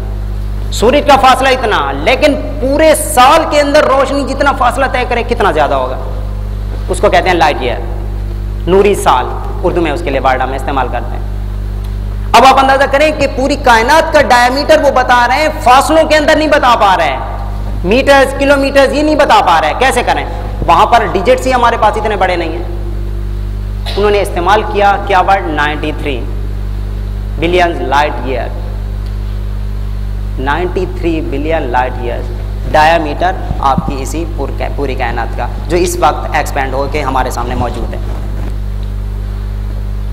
اچھا، یہاں پر اور پوری یہ گلیکسی جو ہمیں نظر آ رہی ہے. اچھا، اس سے پہلے میں ایک چھوٹا سا نقطہ آغاز آپ کے سامنے رکھتا ہوں. آپ اس طرح سے اسے دیکھنے کی کوشش کریں گے تو انشاءاللہ پروردگار سمجھنے کی مزید توفیق عطا فرمائے گا. ہم کیا سمجھ رہے ہیں؟ جس زمین کے اوپر ہم رہ رہے ہیں یہ کتنی بڑی ہے. اگر انسان اندازہ کرنا چاہ رہے ہیں تو آپ اسی بات سے اندازہ کریں کہ یہ کائنات کتنی بڑی ہے. ہماری کائنات یعنی زمین سورج کے مقابلے میں اگر دیکھا جائے تو 12 لاکھ گنا چھوٹی ہے. یعنی کیا مطلب؟ یعنی مطلب یہ ہے کہ تقریباً 12 لاکھ زمینیں آپ کی آسانی کے ساتھ سما سکتی ہیں سورج کے اندر. اندازہ کر رہے ہیں 12 لاکھ آپ کی زمینیں آرام سے سما سکتی ہیں سورج کے اندر. سورج آپ کی زمین سے اتنا بڑا ہے. اور یہ بھی یاد رہے کہ یہی والا ایک چھوٹا سا نظریہ، اگرچہ اس نے باقاعدہ کیلکولیٹ نہیں کیا تھا، جو میں نے آپ کے سامنے یونان کے ایک فلاسفر میں نے کہا تھا کہ 700 سال پہلے جناب عیسیٰ سے آناگزیمینڈر، اس کا بھی ایک نظریہ تھا. اس نے کہا تھا کہ سورج ہماری زمین سے بہت بڑا ہے. تو چھوٹا نظر کیوں آتا ہے؟ کہا کہ ہم سے اور اس کے درمیان جو فاصلہ ہے وہ بہت زیادہ ہے، اس وجہ سے وہ چھوٹا نظر آ رہا ہے. اس نے بھی یہ نظریہ پیش کیا تھا، لیکن ایگزیکٹ یہ فگر نہیں بتائی تھی. آج ہماری کیلکولیشن کے مطابق تقریباً 12 لاکھ زمینیں آپ کی سورج کے اندر سما سکتے ہیں. یہ ایک سورج موجود ہے. لیکن ہماری اسی یونیورس کے اندر اتنے بڑے بڑے پلینٹس بھی موجود ہیں کہ ہزاروں سورج مل کے آرام سے اس کے اندر سما سکتے ہیں. تھوڑا سا تصور کیجئے گا اس بات کو, کتنے بڑے وہ ہوں گے پلینٹس اور اسٹارز وغیرہ جن کے اندر پورا کا پورا ہزاروں کی تعداد میں اگر سورج ہوں, لاکھوں کی تعداد میں اس کے اندر آرام سے سما سکتے ہیں. تو پھر گلیکسی کیا ہے؟ گلیکسی وہ ہے کہ جس کے اندر اس طرح کے بڑے بڑے اربوں خربوں پلینٹس اور اسٹارز موجود ہوں. یہ کہلاتی ہے ایک گلیکسی. اور جو ہماری گلیکسی ہے ہم اسے کہتے ہیں ملکی وے. کس نام سے یہ یاد کیا جاتا ہے؟ یہ ہماری ملکی وے. اس کا ڈایا میٹر کتنا ہے؟ یہ ہم نے کائنات کا آپ کے سامنے dia metre 93 billion light year. ابھی ہم اس بات پہ آ رہے ہیں ہماری اس گلیکسی کا اپروکسیمیٹلی تقریباً کتنا ہے؟ تو کہتے ہیں کہ تقریباً 30,000 بلین ایئرس ڈایا میٹر اس کا. 93 اس کا پوری کائنات کے حوالے سے ہم بات کر رہے ہیں. اور ایک گلیکسی کا دوسری گلیکسی سے فاصلہ کتنا زیادہ ہے؟ تقریباً کہتے ہیں کہ 3,000 لائٹ ایئرس. اب یہ جو بھی میں بات کر رہا ہوں یہ لائٹ ایئرس کے اندر رہے گی فاصلوں کے حوالے سے, کیونکہ فاصلے اتنے زیادہ ہیں کہ ہم ڈائریکٹ یہ عام کلومیٹرز کے اندر یا مائلز وغیرہ کے اندر ہم ان کو نہیں ناپ سکتے. لائٹ ایئرس کی بات ہوگی, اتنا زیادہ اس کا فاصلہ ایک گلیکسی کا دوسرے. اور کتنی گلیکسیز موجود ہیں؟ ان لمیٹڈ ہے. اگرچہ انہوں نے فگر شو کرنے کی ہمارے سامنے کوشش کی ہے, تقریباً اس طرح کی خربوں گلیکسیز موجود ہیں ہماری اسی یونیورس کے اندر, صرف ہماری اسی یونیورس کے اندر. اب آپ اندازہ کر سکتے ہیں کہ کس طرح کا یہ کائنات کا آغاز ہوا تھا اسی ایک نقطے سے, پرائموال ایٹم کے ساتھ, اس کے ذریعے سے. اور آج یہ کائنات اتنی زیادہ بڑی ہو چکی کہ اس کے اندر کیسی کیسی عجیب و غریب چیزیں موجود ہیں, اور بہت سی ایسی جگہیں ہیں جہاں تک انسان کی نگاہ ابھی تک نہیں پہنچ سکی. بہرحال اب یہاں سے ایک اور چھوٹی سی چیز ہم آپ کے سامنے بیان کرنے کی کوشش کریں گے. وہ کیا؟ یہ جو نظریہ ہم کہہ رہے ہیں 1927 کے اندر اس نے پیش کیا تھا. اس نے تو کہا تھا ورڈ پرائموال ایٹم کا, یہ لفظ استعمال کیا تھا. لیکن اسی کو باقاعدہ 1949 کے اندر ایک اور سائنٹسٹ تھے جن کا نام تھا Fred Hoyle, FREDHYL, Fred Hoyle. اس نے BBC نیوز کو ریڈیو کاسٹ کے دوران, اس نے باقاعدہ انٹرویو کے دوران یہ ازراہ مزاح اس نے لفظ استعمال کیا تھا. جو پرائموال ایٹم کا نظریہ پیش کرنے والے افراد تھے ان کے اوپر تنقید کرتے ہوئے گیا, کیونکہ ان کا اپنا ایک نظریہ اور تھا.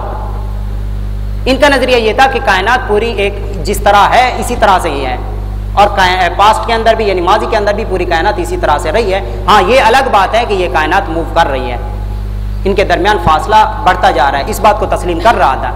لیکن اس کا یہ نظریہ تھا فریڈ ہائل کا, اور اس نے تنقید کرتے ہوئے بگ بینگ, اس نے کہا عظیم دھماکہ, گویا یہ جو جیسے کہہ رہے ہیں کہ ایسے اچانک اس کے اندر انفلیشن ہوا اور یہ پوری کی پوری کائنات اس طرح سے پھیلتی چلی گئی, ان کے اوپر تنقید. لیکن بعد میں سائنسدانوں نے اس کے اسی ورڈ کو استعمال کیا, کہا کہ ہاں واقعی نہیں ہے, یہ صحیح مناسب لفظ ہے اور ہم اسے یہ استعمال کریں گے. فریڈ ہائل کے اسی نظریے کو انہوں نے استعمال کیا, اور کائنات کے حوالے سے یہ سارا کا سارا یہ سلسلہ ہونا شروع ہوا. اب میں چاہوں گا کہ تھوڑا سا ذرا اسے آگے لے کے جائے, تھوڑا سا کہ تھوڑا سا پیچھے بھی کر لیں تو کوئی مسئلہ نہیں ہے. میں کچھ چیز اس میں سے دیکھنا چاہ رہا ہوں.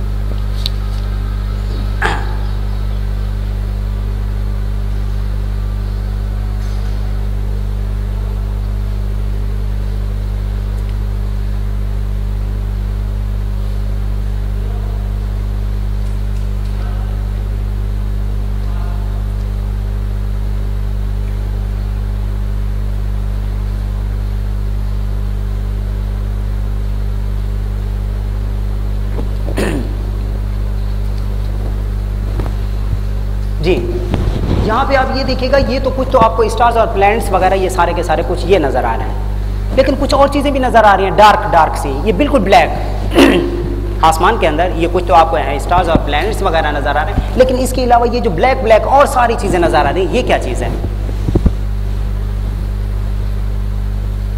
اس کے حوالے سے اب یہاں پہ روک دیجیے گا اسے. یہ کیا چیز ہے جو ہمیں بلیک چیز ساری کے ساری نظر آ رہی ہے؟ کچھ تو ہمیں اسٹارز وغیرہ نظر آ رہے ہیں, یہ سارے کے سارے پلانٹس یا گلیکسیز موجود ہیں, وہ ساری کی ساری چیزیں نظر آ رہی ہیں. اب سے پہلے نظریہ یہ تھا یہ کچھ نہیں ہے, یہ خلا ہے, اسپیس.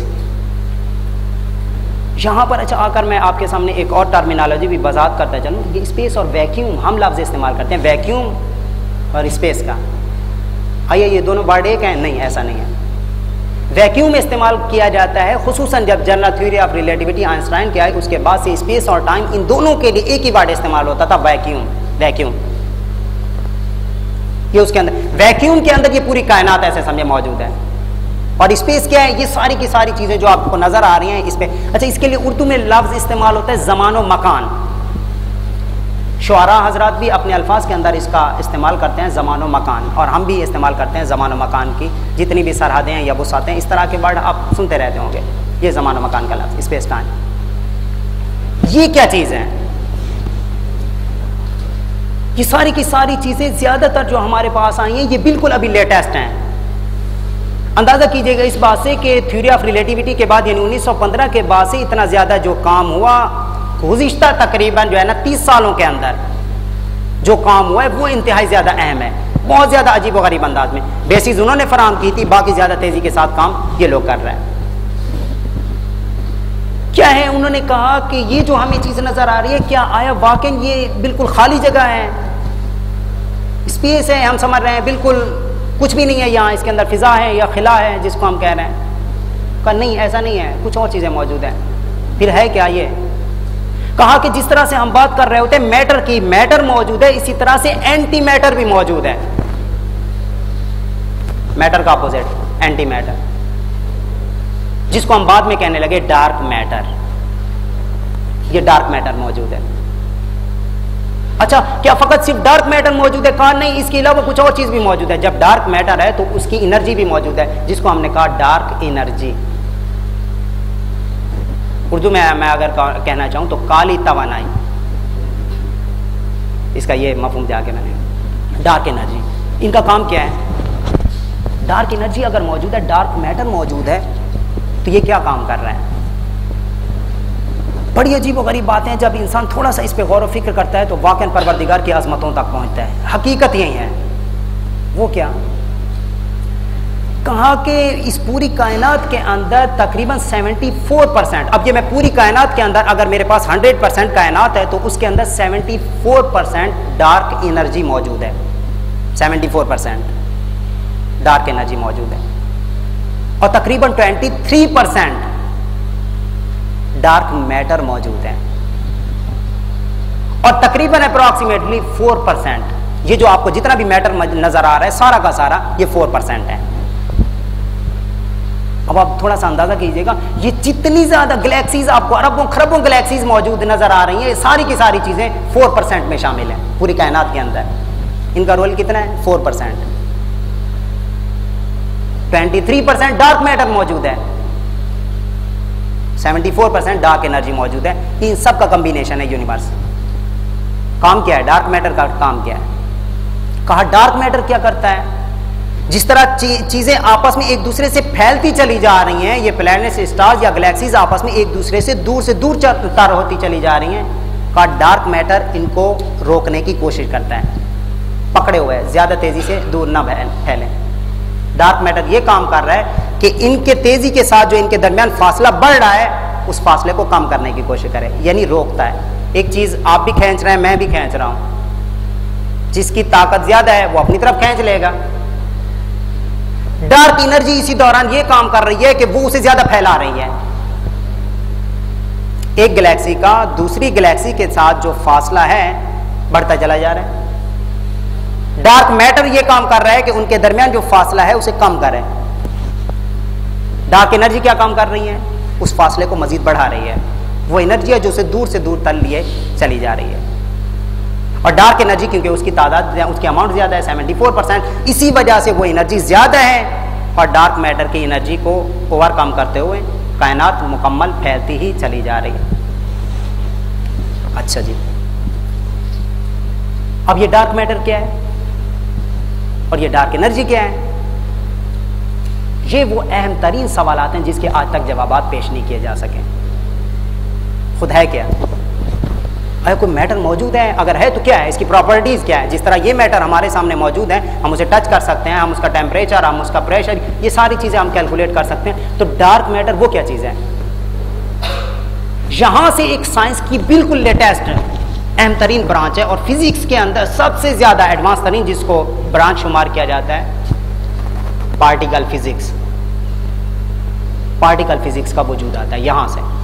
اس کے لیے انہوں نے بڑے بڑے ایکسپیریمنٹ زمین کے اندر بھی تقریباً کئی میل لمبی ٹنلز بنائی، ان کے اندر بھی جا کر وہ ایکسپیریمنٹس کرنے کی کوشش کر رہے ہیں کہ کسی طرح سے وہ ڈارک میٹر کا ایک پارٹیکل بھی ہمارے ہاتھوں میں آ جائے تاکہ ہم اس کے اوپر مزید ریسرچ کر سکیں۔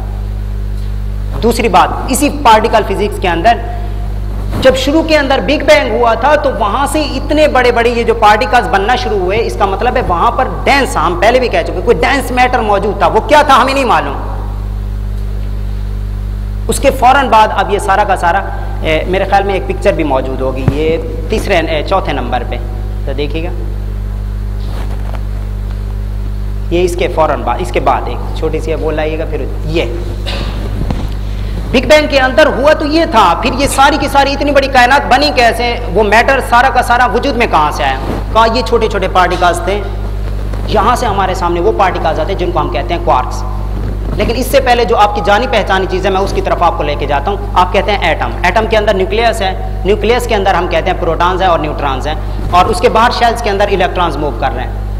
کیا فقط اتنا ہے؟ بات اتنی سی ہے، سادہ سی ہے؟ نہیں، ایسا نہیں ہے۔ ہمارا سوال پھر ہوگا نیکسٹ آپ سے کہ پروٹون یہ کس سے بنے، نیوٹرانز یہ کس سے بنے، اور کیا فقط نیوکلیس کے اندر صرف یہی پارٹیکلز موجود ہیں؟ نہیں ہے برادران محترم، نہیں،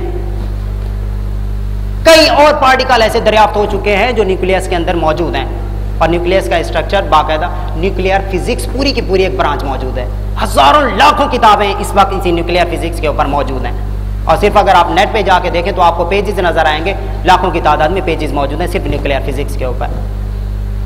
ایٹم جس کو آپ دیکھ ہی نہیں سکے آج تک، اور اس کے اندر پھر نیوکلیس موجود ہیں، وہ کتنا زیادہ چھوٹا ہوگا۔ نیوکلیس کے اندر جو پروٹونز موجود ہیں، کیا فقط پروٹون خود وجود رکھتے ہیں؟ کہتے ہیں نہیں، یہ کچھ اور پارٹیکلز ہیں ان سے مل کے بنے ہیں جن کو ہم کہتے ہیں کوارکس، QUARKS، کوارکس، ان سے مل کے یہ بنے ہیں۔ اور لیپٹانز موجود ہیں، LEPTONS، اور ان دونوں کو اگر میں ملا کے کہوں تو میں ان کے لیے ورڈ استعمال کرتا ہوں فرمیانز۔ یہ چیزیں موجود ہیں، یہ کائنات اصل میں جب بگ بینگ ہوا تھا تو یہ چھوٹے چھوٹے کام ہوئے تھے، ان کے نتیجے میں سب سے پہلے جو چیز وجود میں آئی وہ ہائیڈروجن۔ ہائیڈروجن بھی وہ کہ جس کے نیوکلیس کے اندر صرف پروٹون موجود تھا، نیوکلیس نہیں تھا، اور یہ ہائیڈروجن آپس میں ملے، اس کو ہم کہتے ہیں جدید ٹرمینالوجی میں، آپ نے سنا ہوگا ایک تو ایٹم بم میں استعمال ہوتا ہے، اس کو کہتے ہیں فیژن ریاکشن۔ ہوتا کیا ہے، ایک نیوکلیس ہے، میں اسے دو حصوں میں تقسیم کر دیتا ہوں، اس کے ذریعے سے بہت زیادہ انرجی ریلیز ہوگی، میں کہوں گا اسے فیژن ریاکشن۔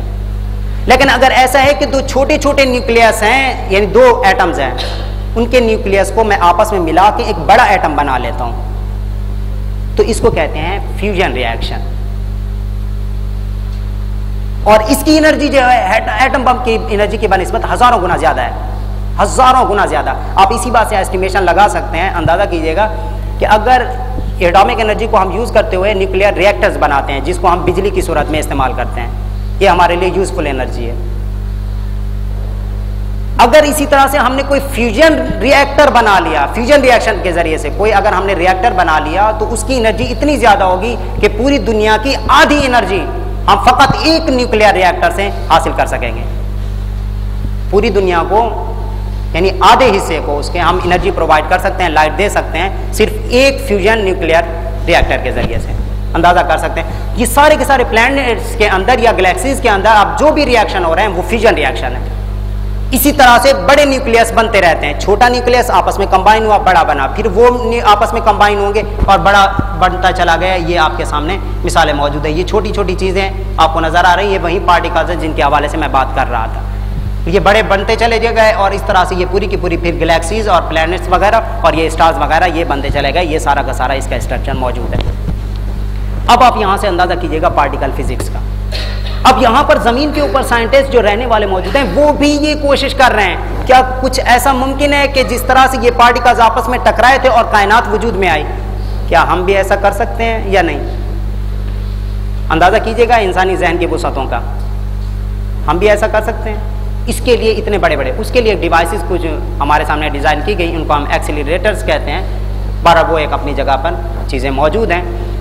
ہم یہاں پر انشاءاللہ اس چیز کو بیان کرنے کے بعد اب یہاں پر اس کو روکنے کی کوشش کریں گے، لیکن میں جو اصل چیز کی طرف آپ کو لے کے جانا چاہ رہا تھا، ٹائم ہے میرے خیال میں کچھ آدھا گھنٹہ اور ہے، اس کے بعد آدھا گھنٹہ ابھی بریک کرنی ہے، لیکن میں اگر آپ لوگ سب اس پہ ایگری ہوں تو میں چاہتا ہوں، کیونکہ جو چیز ابھی پکچر آپ کے ذہن میں ہے نا، اسی سے ریلیٹ ایک چیز ہے جو اصل جس چیز کی طرف میں آپ کو لے کے جانا چاہ رہا تھا، میں چاہ رہا ہوں کہ آپ کے سامنے، اگر آپ لوگوں کی طرف سے اجازت ہو تو میں 10-15 منٹ آپ کے لے سکتا ہوں انشاءاللہ. اگر سب ایگری ہے تو ایک مرتبہ درود پڑھ لیں.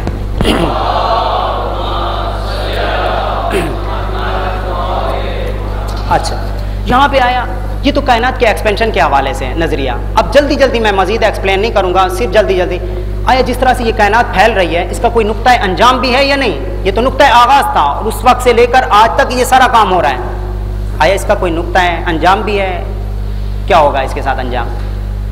اس کے حوالے سے ہمارے پاس 3 تھیوریز موجود ہیں.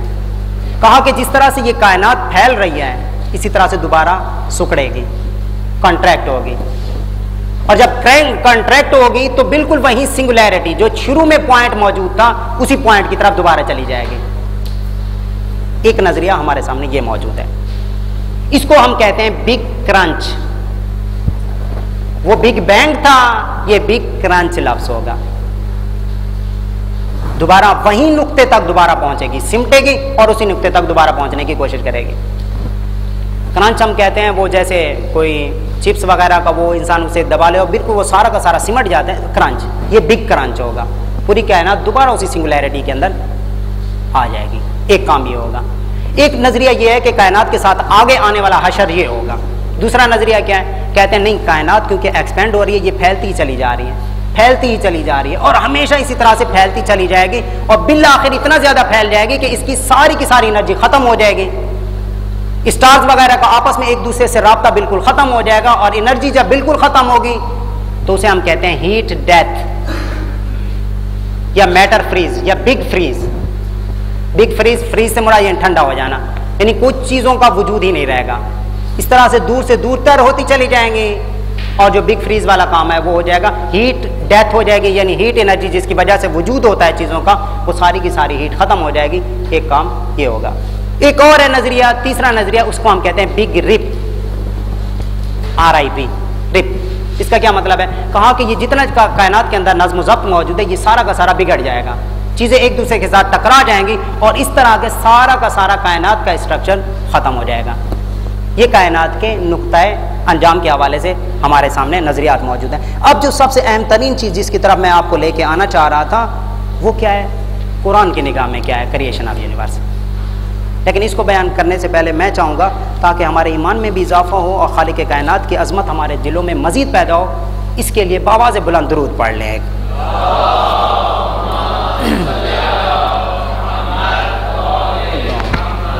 لیکن جب ایک انسان سوچتا ہے تو حیران ہو جاتا ہے کہ یہ کیا معاملات ہیں. بگ بینگ تھیوری یہ ہمارے سامنے آ تو گئی لیکن سارے سوالات کے جوابات نہیں دے پائیں. مثلا وہ سب سے پہلے جو سنگولیرٹی ہے وہ کہاں سے آئی تھی، اس کا وجود کہاں سے آیا، اس کا کوئی جواب نہیں ہے ہمارے سامنے. دوسری بات، اتنا صحیح ایٹم تھا نا، اتنا ایٹم، یہ میں اشارہ کر رہا ہوں اس کے چھوٹا ہونے کی طرف، نہیں تو آپ کہہ رہے ہیں سوئی کی نوک سے بھی ہزاروں گنا زیادہ چھوٹا، تو میں اسے کیسے بتاؤں آپ کے سامنے؟ صرف انسان تصور کر سکتا ہے. چھوٹا ایٹم تھا تو اس سے اتنی بڑی کائنات کیسے بن گئی؟ چھوٹے سے ایٹم کے ذریعے سے یہ سارا کا سارا میٹر اتنا بڑی تعداد کے اندر یہ پیدا ہوا، یہ کیسے آخر معاملہ ہوا؟ دوسرا سوال. تیسرا سوال کیا ہے ہمارے سامنے؟ وہ یہ ہے کہ جب کسی چیز کے اندر ایکسپلوژن ہو تو چیزیں تو بگڑ جاتی ہیں، نظم و ضبط. خدا نہ کرے کسی بلڈنگ کے اندر اگر ایسے اچانک یہ ایکسپلوژن ہو اور ٹیمپریچر کی وجہ سے بہت زیادہ، تو کیا ہوگا؟ وہ تو سارا کا سارا بگاڑ پیدا ہوگا، ساری چیزیں بگڑ جائیں گی. لیکن پوری کائنات کے اندر ہمیں یہ جو نظم و ضبط نظر آ رہا ہے، ہر ایک چیز اپنے معین نظام کے اندر، ایک معین آربٹ کے اندر، ایک معین فاصلے کے اوپر فاصلہ طے کر رہی ہے، ذرا سی بھی گڑبڑ نہیں ہو رہی پوری کائنات کے اندر، اس پورے سسٹم کے اندر. اس کا کیا جواب ہم لائیں گے؟ ٹھیک، یہ ساری کی ساری چیزیں ہیں یا یہ سارے کے سارے سوالات ہیں جن کے جوابات آج تک ہمارے سامنے نہیں آتے. اور میٹر اور اینٹی میٹر اس کی میں بات کر چکا اور ڈارک انرجی کے حوالے سے بھی میں وہ بات آپ کے سامنے بیان کر چکا. اب آئیے اس حوالے سے ہم قرآن مجید کو دیکھتے ہیں. قرآن مجید کی وہ سورت جس کو ہم اتنا زیادہ اہمیت نہیں دیتے ہیں، خدا نہ کریں ایسا ہو، ہم اہمیت نہیں دیتے. یہ جو میں الفاظ استعمال کر رہا ہوں اس لیے سے کہہ رہا ہوں کہ ہم اس کو بس عام نارملی جیسے ہوتا ہے بچوں کی حفاظت کے لیے ہم اس کی تلاوت کر لیتے ہیں. قل اعوذ برب الفلق، سورہ فلق. چھوٹی سی سورہ ہے، لیکن رسول خدا صلی اللہ علیہ وآلہ وسلم کا فرمان ہے اس حوالے سے، کہا کہ پروردگار نے مجھے سب سے جو بہترین جو 2 صورتیں عطا کی، ایک سورہ فلق ہے اور دوسری سورہ ناس، اس کے فوراً بعد والی یہ چھوٹی سی سورہ ہے، قل اعوذ برب الفلق۔ فلق کیا ہے؟ اب دیکھیں گے اگر جا کر ٹرانسلیشن دیکھیں موجودہ ہمارے علماء کا بھی اور زیادہ تر افراد نے جو ترجمہ کیا ہے وہ یہ ہے کہ رات کی تاریکی گزرنے کے بعد صبح کی جو روشنی نمودار ہوتی ہے اس کو کہتے ہیں فلق۔ اے حبیب آپ کہہ دیجئے میں پناہ مانگتا ہوں برب الفلق، صبح کی روشنی، سپیدہ صبح، طلوع صبح، اس کی جو یہ روشنی ہے اس کو کہتے ہیں فلق۔ بات صحیح ہے، لیکن اصل میں اس سے اہم ترین ایک مفہوم موجود ہے اور بھی، اگر ہم لغت کے اندر جا کر دیکھتے ہیں تو ہمیں اسی فلق لفظ کے بہت سے میننگ نظر آتے ہیں، اور اس کا ایک اہم ترین میننگ یہ بھی ہے کہ اچانک کسی چیز کا عدم سے وجود میں آ جانا۔ عدم کیا ہے؟ نہ ہونا، یہ فلسفے کی ٹرمینالوجی ہے، یہ یاد رہے، کچھ نہ تھا اچانک وجود میں آ جائے۔ آپ نے ایک خالق کائنات کے حوالے سے قرآن کی ایک آیت بھی موجود ہے، فالق الحب والنوا، وہ ذات بابرکت وہ ہے۔ آپ تو ایک بیج ڈال دیتے ہیں نا زمین کے اندر، لیکن اسی زمین کے اندر وہ بیج اچانک پھٹتا ہے اور اس کے اندر سے پورا درخت اور پودا وغیرہ بننا شروع ہو جاتا ہے۔ فالق، فلق، یہی والا ورڈ ہے، بالکل بیان ہے، کسی چیز کا اچانک وجود میں آ جانا، نہ ہونے سے وجود کی کیفیت میں آ جانا۔ یہ سب سے پہلا سوال جو میں نے آپ کے سامنے پیش کیا تھا کہ سائنٹسٹ اس بات کا جواب نہیں دے پا رہے کہ وہ پہلی چیز کیا تھی، کہاں سے وجود میں آئی۔ قل اعوذ برب الفلق، اے حبیب آپ کہہ دیں میں فلق کے پروردگار کی پناہ مانگتا ہوں۔ اب آپ اندازہ کریں کہ قرآن مجید انسان کو کہاں لے کے جانا چاہ رہا ہے۔ ایک یہ جملہ کہنے کے ذریعے سے انسان اس وقت سے کائنات کی ابتدا تک پہنچ جاتا ہے، فلق کے پروردگار کی۔ اچھا آپ کہیں گے کہ یہ جو آپ ٹرانسلیشن کہہ رہے ہیں، اگرچہ یہ جو میں خود بھی آپ کے سامنے یہ بات کہہ رہا ہوں، کم از کم ابھی مجھے اتنا حق ہے کہ میں یہ جملہ کہہ سکوں، ٹرانسلیشن کے اندر یہ استعمال نہیں کیا گیا، لیکن ڈاکٹر نور حلوق باقی ہیں، ترکی کے ایک سائنٹسٹ ہیں، انہوں نے بھی اس حوالے سے قرآن اور جدید سائنس کے حوالے سے ایک آیت، اسی آیت کے ذیل میں ایک بک ہے انہوں نے، قرآن اور جدید سائنس، اس کے اندر بھی اس چیز کا تذکرہ موجود ہے، اور اس کے علاوہ ڈکشنری کے اندر جو الفاظ موجود ہیں ان کے نتیجے میں میں آپ کے سامنے یہ ٹرانسلیشن کرنے کی کوشش کر رہا ہوں، اور پوری ذمہ داری کے ساتھ میں۔ اچھا ایک تائید کے لیے میں مزید آپ کے سامنے اسی بے عین ہی اسی جملے کو کہ اس کا یہ میننگ بھی ہے کہ اچانک کسی چیز کا وجود میں آ جانا، تفسیر نمونہ والوں نے بھی، یعنی تفسیر نمونہ ہمارے سامنے مشہور ترین تفسیر ہے، اسی کے علاوہ تفسیر میزان بھی موجود ہے علامہ طباطبائی صاحب قبلہ کی، وہ بھی ہمارے سامنے موجود ہے۔ انہوں نے بھی کہا کہ فلق کے یہ میننگ ہیں، لیکن ترجمہ کیا کیا؟ یہی ترجمہ کیا کہ طلوع فجر۔ طلوع فجر سے مراد یعنی اچانک، اچھا بالکل دیکھیں ترجمے کے اندر بھی ہم آنگی ہے، ہم یہ نہ کہیں کہ توبہ نعوذ باللہ من ذالک جو میں کہہ رہا ہوں اور اتنی بڑی بڑی شخصیات نے وہ ترجمہ کیا وہ غلط کیا ہے، نہیں ایسا نہیں ہے، انہوں نے وہ سارے کے سارے نظریات پیش کیے ہیں۔ فلق، طلوع فجر، طلوع فجر کیا ہوتی ہیں؟ رات کے فوراً بعد اچانک روشنی کا آ جانا، یہ بھی وجود ہے۔ تاریکی ہوتی ہے، تاریکی یعنی نہ ہونا، اور روشنی یعنی ہو جانا، آ جانا، کچھ چیز کا نظر آ جانا، نور کا ہونا، وجود میں آ جانا، یہ طلوع فجر۔ ترجمہ بالکل صحیح ہے۔ اسی طرح سے بعض افراد نے ترجمہ کیا کہ مخلوقات کا اچانک عدم سے وجود میں آ جانا، بالکل وہ ترجمہ بھی صحیح ہے اپنی جگہ پر، لیکن اگر ہم اس لحاظ سے دیکھتے ہیں تو اس کی گواہی آگے والی آیت موجود ہے۔ آگے والی آیت آپ کو یاد ہوگا کہ آغا طباطبائی صاحب نے جب تفسیر میزان لکھنے کا ارادہ کیا تھا تو شروع میں مقدمے میں، کیونکہ ہمارے پاس ٹرانسلیشن اب تو 3 جلدوں کی موجود بھی ہے، اس میں آپ اگر دیکھ لیں تو انہوں نے کہا تھا کہ قرآن کی تفسیر قرآن کے ذریعے کی جانی چاہیے، اپنی طرف سے تفسیر نہ ہو۔ بعض لوگوں نے اپنی طرف سے کوشش کرنے کی، تفسیر کرنے کی کوشش کی، کہا کہ بہترین طریقہ کار کیا ہے کہ قرآن کی تفسیر کی جائے قرآن کی آیات کے ذریعے سے۔ اب یہاں پر ہمارے سامنے آگے والی آیت موجود ہے، قل اعوذ برب الفلق من شر ما خلق، جو چیز اس نے تخلیق کی، ما خلق، جو چیز کب تخلیق ہوئی؟ فلق کے نتیجے میں۔ اے حبیب آپ کہہ دیجئے گا میں فلق کے پروردگار کی پناہ مانگتا ہوں، من شر ما خلق، ہر اس چیز کے شر سے جو اس نے خلق کی، ہر وہ چیز جو اس نے خلق کی۔ ما خلق کا یہ ترجمہ ہے. اب آپ اندازہ کیجیے گا جو چیز تخلیق ہوئی کب تخلیق ہوئی؟ فلق کے نتیجے میں، عدم سے وجود میں آ جانا. اور جو چیزیں وجود میں آ چکی ان کے جتنے بھی شرور ہیں، ان کے جتنے بھی نقصانات ہیں، ان سب سے میں اپنے پروردگار کی پناہ مانگتا ہوں. یہ آپ اس چیز کا جواب کہ اگر آپ اس بات کا جواب نہیں دے پا رہے کہ وہ سنگولیرٹی کہاں سے آئی، وہ پرائمول ایٹم وہ کہاں سے آیا، تو وہ خالق کائنات کی وہ قدرت تھی کہ اس نے عدم سے اسے وجود بخشا. ایک یہ آیت. اب آئیے گا اس کے علاوہ ایک اور آیت سورہ انبیاء کی آیت نمبر 30. اس کے اندر کیا کہا جا رہا ہے؟ اولم یر الذین کفروا ان السماوات والارض کانتا رتقا ففتقناہما. عجیب و غریب آیت. کیا وہ لوگ جو کفر کرتے ہیں، اولم یر الذین کفروا، وہ لوگ جو کفر کرتے ہیں کیا انہوں نے نہیں دیکھا؟ یرا، کیا انہوں نے نہیں دیکھا؟ ان السماوات، بتحقیق بے شک تمام آسمان، والارض اور زمین، کانتا رتقن، یہ دونوں باہم ملے ہوئے تھے. رتقن کا مطلب ہوتا ہے یکجان ہونا، بالکل پیوستہ ہونا، ایک ہونا، سنگولیرٹی. ففتقناہما، تو ہم نے اچانک ان کو جدا کر دیا. ففتقنا، فت کہتے ہیں، ایک میں مثال دیتا ہوں کہ اگر میرے سامنے یہ کپڑا موجود ہے، یہ ملا ہوا ہے آپس میں، لیکن اگر میں اسے اچانک جھٹکا دے کے ایسے پھاڑ ڈالوں، یہ کہہ رہے گا فتح کرنا، جدا کر دینا، اچانک، شدت کے ساتھ. اندازہ کیجئے گا. اور قرآن لفظ کیا استعمال کیا ہے؟ کیا یہ لوگ نہیں دیکھتے جو کفر کرتے ہیں؟ دیکھنے کی بات ہو رہی ہے. اگرچہ دیکھنا نگاہ غور و فکر کو بھی کہا جاتا ہے. کیا انسان نگاہ غور و فکر سے نہیں دیکھتا اس بات کو؟ کیا نہیں سمجھتا؟ لیکن یرا کا لفظ دیکھنے کے معنی میں گویا ایسا اشارہ کیا جا رہا ہے کہ عنقریب ایسا ہوگا کہ انسان باقاعدہ کائنات کے اندر مشاہدہ کر رہا ہوگا. خصوصی طور پر یہ ہمارے سامنے آئے ایڈوین ہبل ٹیلیسکوپ بھی ہے جو فضا کے اندر اسپیس اسٹیشن بنایا گیا ہے، اس کے اندر جو اسکوپ یوز کی جا رہی ہے ٹیلیسکوپ، پروردگار نے اگر کبھی توفیق عطا کی تو اس حوالے سے بھی ہم ڈسکس کرنے کی کوشش کریں گے، کیونکہ معصومین کا یہ علم محدود نہیں ہے. اس کے اندر بہت عجیب و غریب چیزیں موجود ہیں. کائنات کا علم ان لوگوں کی حد تک نہیں ہے، بلکہ خصوصی طور پر مومنین کے لیے، تاکہ وہ اس میں غور و فکر کریں. ابھی میں آپ کے سامنے آ رہا ہوں کہ آپ حیران ہوں گے، کچھ اور چیزیں بھی ہیں. تو جب سے یہ ہبل ٹیلیسکوپ کی بات ہوئی، اس وقت کے بعد سے انہوں نے جو مشاہدہ کرنا شروع کیا، تو اس کے نتیجے میں بہت حیران کن ہمیں نتیجے ملنا شروع ہوئے. وہاں سے وہ بگ بینگ کے حوالے سے اسے بھی سپورٹ ملتی ہے کہ ہاں وہ بگ بینگ والا نظریہ صحیح تھا.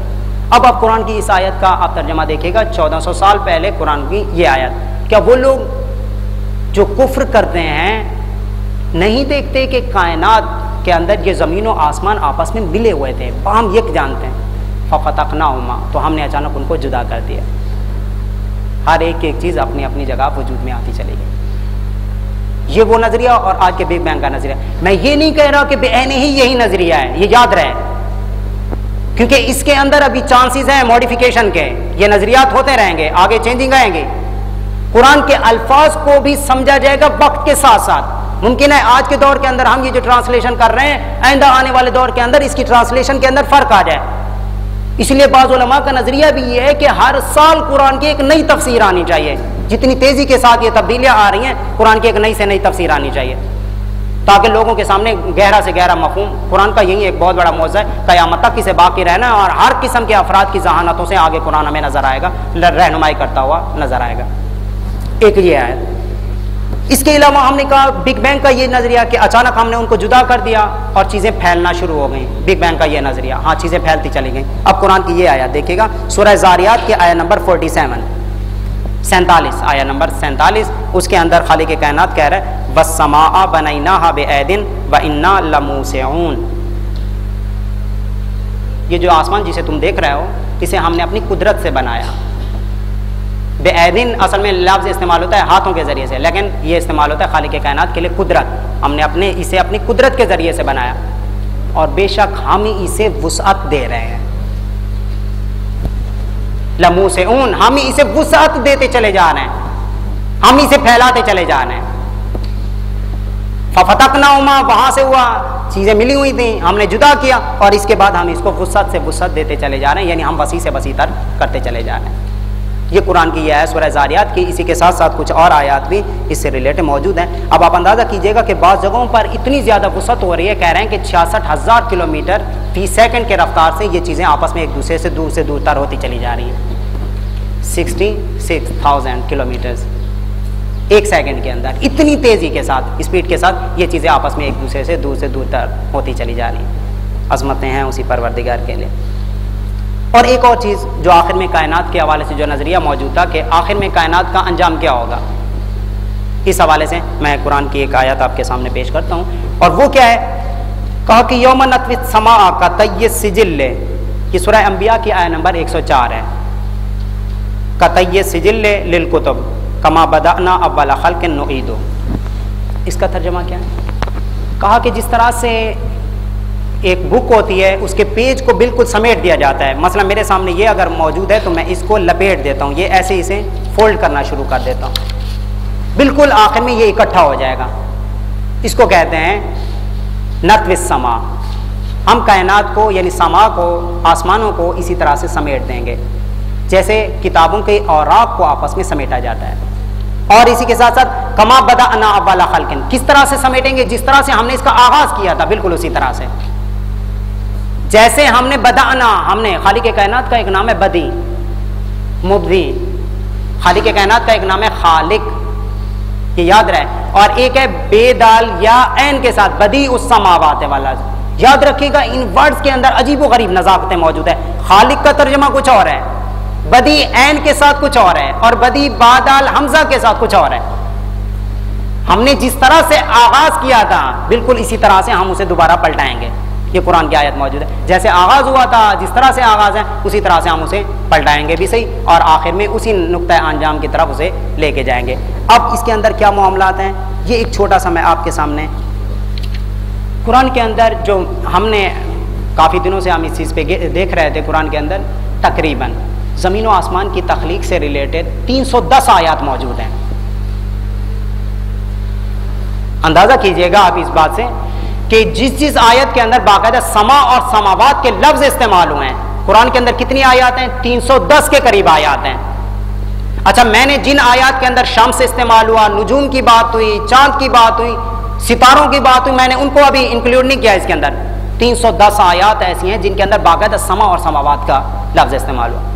یقین مانے اگر انسان فقط اور فقط اسی سما اور سماوات کی یہ انہی 310 آیات کے اندر غور و فکر کرنا شروع کرے، اور خالق کائنات نے بھی 310 قرآن کا اہم ترین حصہ اندازہ کر سکتے ہیں، اور باقی حصے کو میں نے ابھی انکلوڈ نہیں کیا کہ جس میں زمین کا لفظ استعمال ہوا یا شمس و قمر کے لفظ استعمال ہوئے، میں نے ان کو ابھی شامل نہیں کیا۔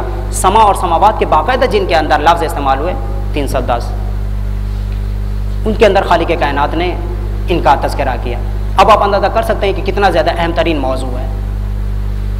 اب آئیے چھوٹا سا آخری پورشن امام علی علیہ السلام کے حوالے سے، زیادہ نہیں کروں گا کیونکہ مجھے پتہ ہے کافی افراد تھک چکے ہوں گے، اور سب سے زیادہ تو میں خود ہی تھک چکا ہوں۔ بہرحال آخری مولا کائنات کا، میں اس میں ڈیٹیل میں نہیں جاؤں گا، ایک چھوٹا سا جملہ امام کا، اور ایک ریکویسٹ بھی ہے میری کہ انشاءاللہ آپ اسے جا کے دیکھنے کی کوشش بھی کریں گے۔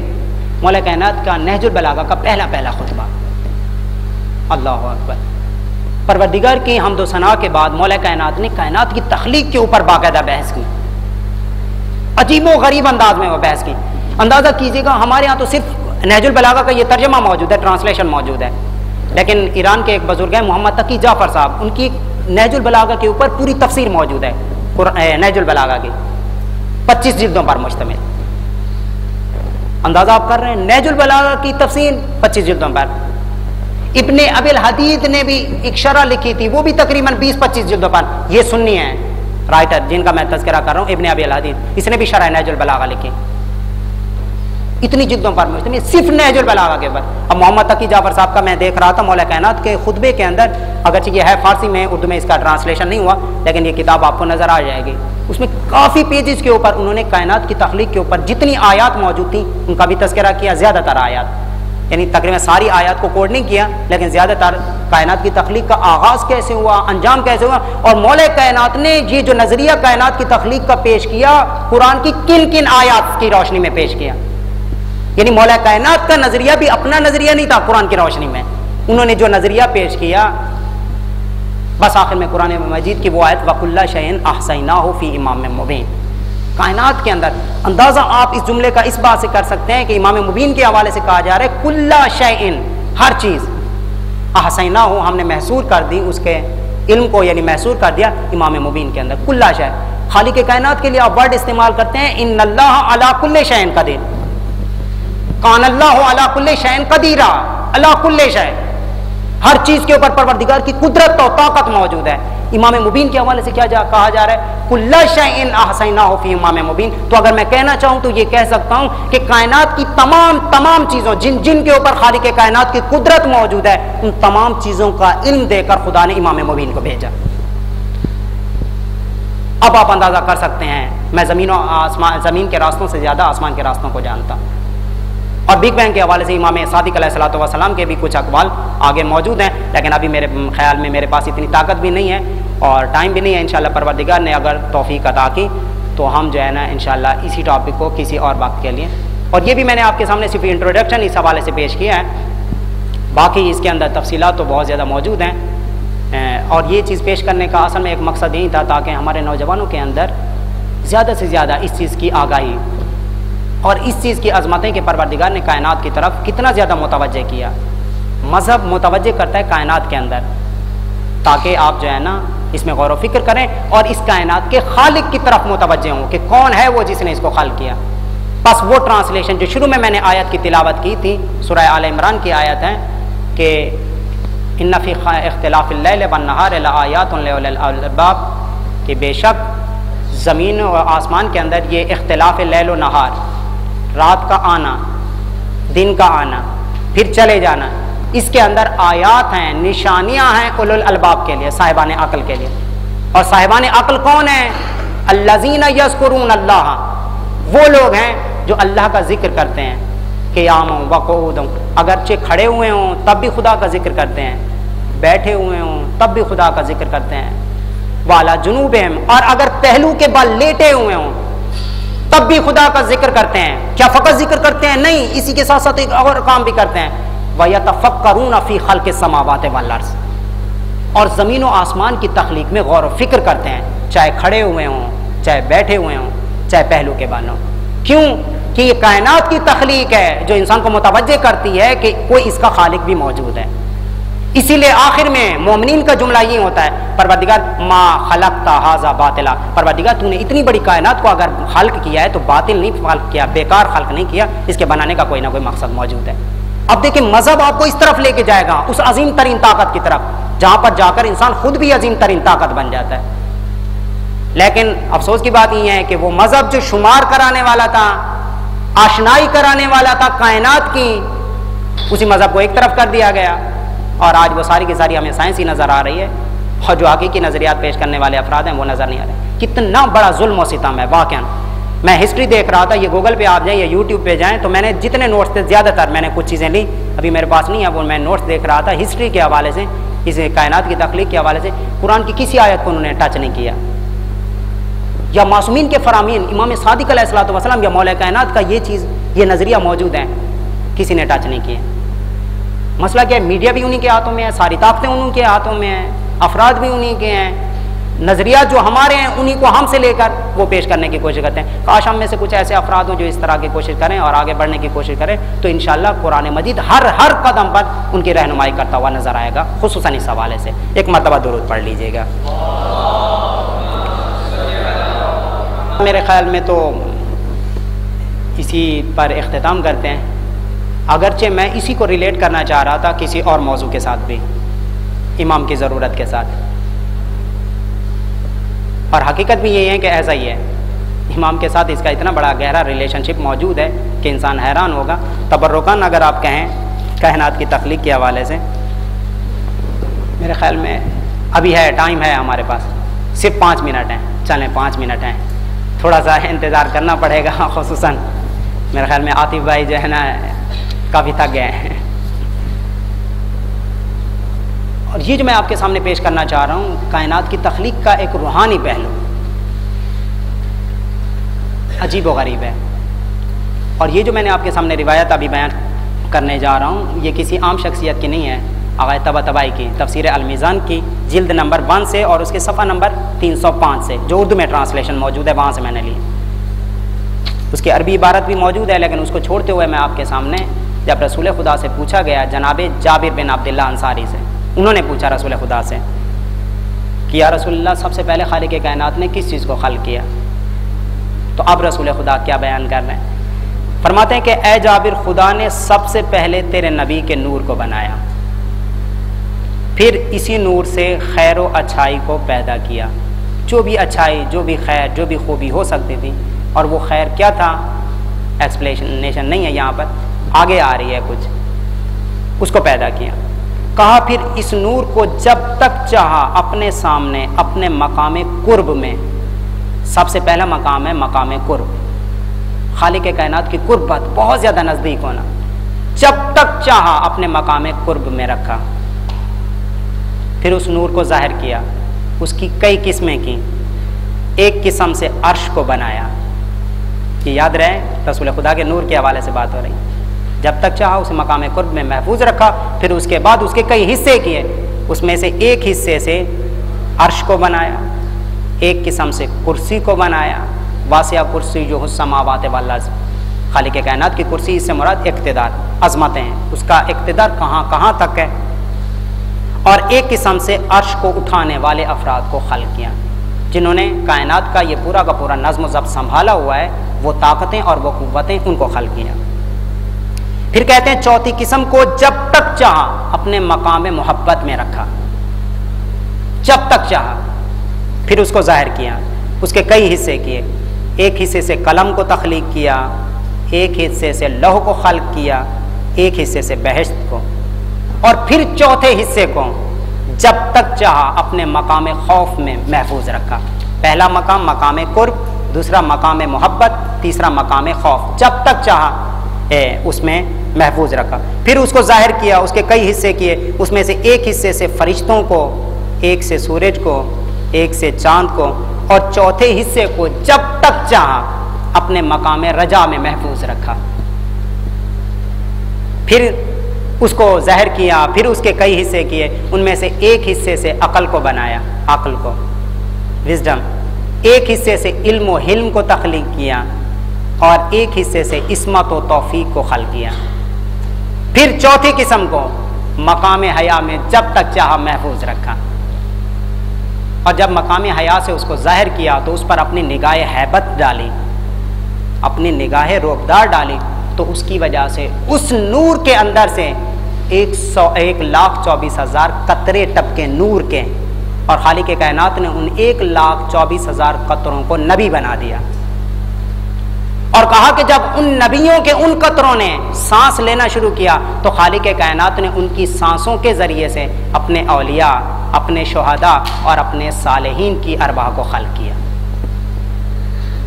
اس کے بعد آقا طباطبائی کہتے ہیں، جملہ کہتے ہیں کوئی یہ نہ سمجھے کہ یہ تصوفانہ باتیں ہیں، کوئی صوفی یہ باتیں کر رہا ہے، کہا کہ نہیں، واقعاً حقیقت ہے، یہ ان ہستیوں کی زبان سے ہمیں یہ الفاظ ملے ہیں جو خالق کائنات کے تمام پوشیدہ علوم کے وارث ہیں۔ کبھی بھی اپنے ذہن میں یہ لانے کی کوشش نہ کرنا کہ یہ بیکار ترین تفسیریں موجود ہیں یا بیکار ترین آیات موجود ہیں، نہیں، آنے والے دور کے اندر یا انشاءاللہ جب امام زمان کا ظہور ہوگا تب ان کی صحیح ترین تفسیر ہمارے سامنے آئے گی، اور وہ کیا ہوگی خالق کائنات بہتر جانتا ہے۔ ایک مرتبہ درود پڑھ لیجئے گا،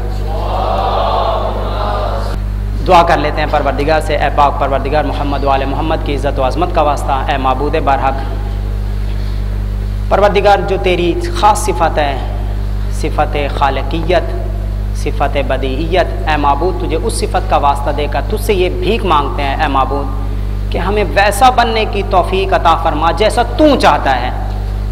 مولا کائنات کا یہی جملہ، الہی انت کما احب فاجعلنی کما تحب، اے میرے معبود تم ویسا ہے جیسا میں چاہتا ہوں، مجھے ویسا بنا دے جیسا تو چاہتا ہے۔ اے معبود برحق تجھ سے سوال کرتے ہیں کہ کائنات کے اندر جتنے بھی رموز پوشیدہ ہیں پروردگار، ان علم کو ہمیں حاصل کرنے اور اس علم میں غور و فکر کرنے کی توفیق عطا فرما۔ پروردگار جس طرح سے تو چاہتا ہے کہ ہم غور و فکر کریں، ہماری اولادیں ویسے بنیں، ایسے ہی غور و فکر کریں کائنات کی تخلیق میں اور تیری طرف متوجہ ہوں۔ پروردگار تجھ سے دعا ہے کہ ہمیں ویسا ہی غور و فکر کرنے والا بنا دے۔ اے معبود برحق سب سے آخر میں تجھ سے دعا کرتے ہیں جو ہماری سب سے بڑی حاجت ہے، جو ہماری سب سے بڑی دعا ہو سکتی ہے، وہ یہی، پروردگار دنیا ظلم و جور سے بھر چکی ہے، اپنی آخری حجت امام صاحب العصر و زمان کے ظہور میں تعجیل فرما، اور ہمیں اور ہماری اولادوں کو، ہمارے دوستوں کو، ہمارے بھائیوں کو امام کے خاص اصحاب و انصار میں شمار فرما۔ ان اللہ و ملائکتہ یصلون علی النبی یا ایھا الذین آمنوا صلوا علیہ وسلموا تسلیما۔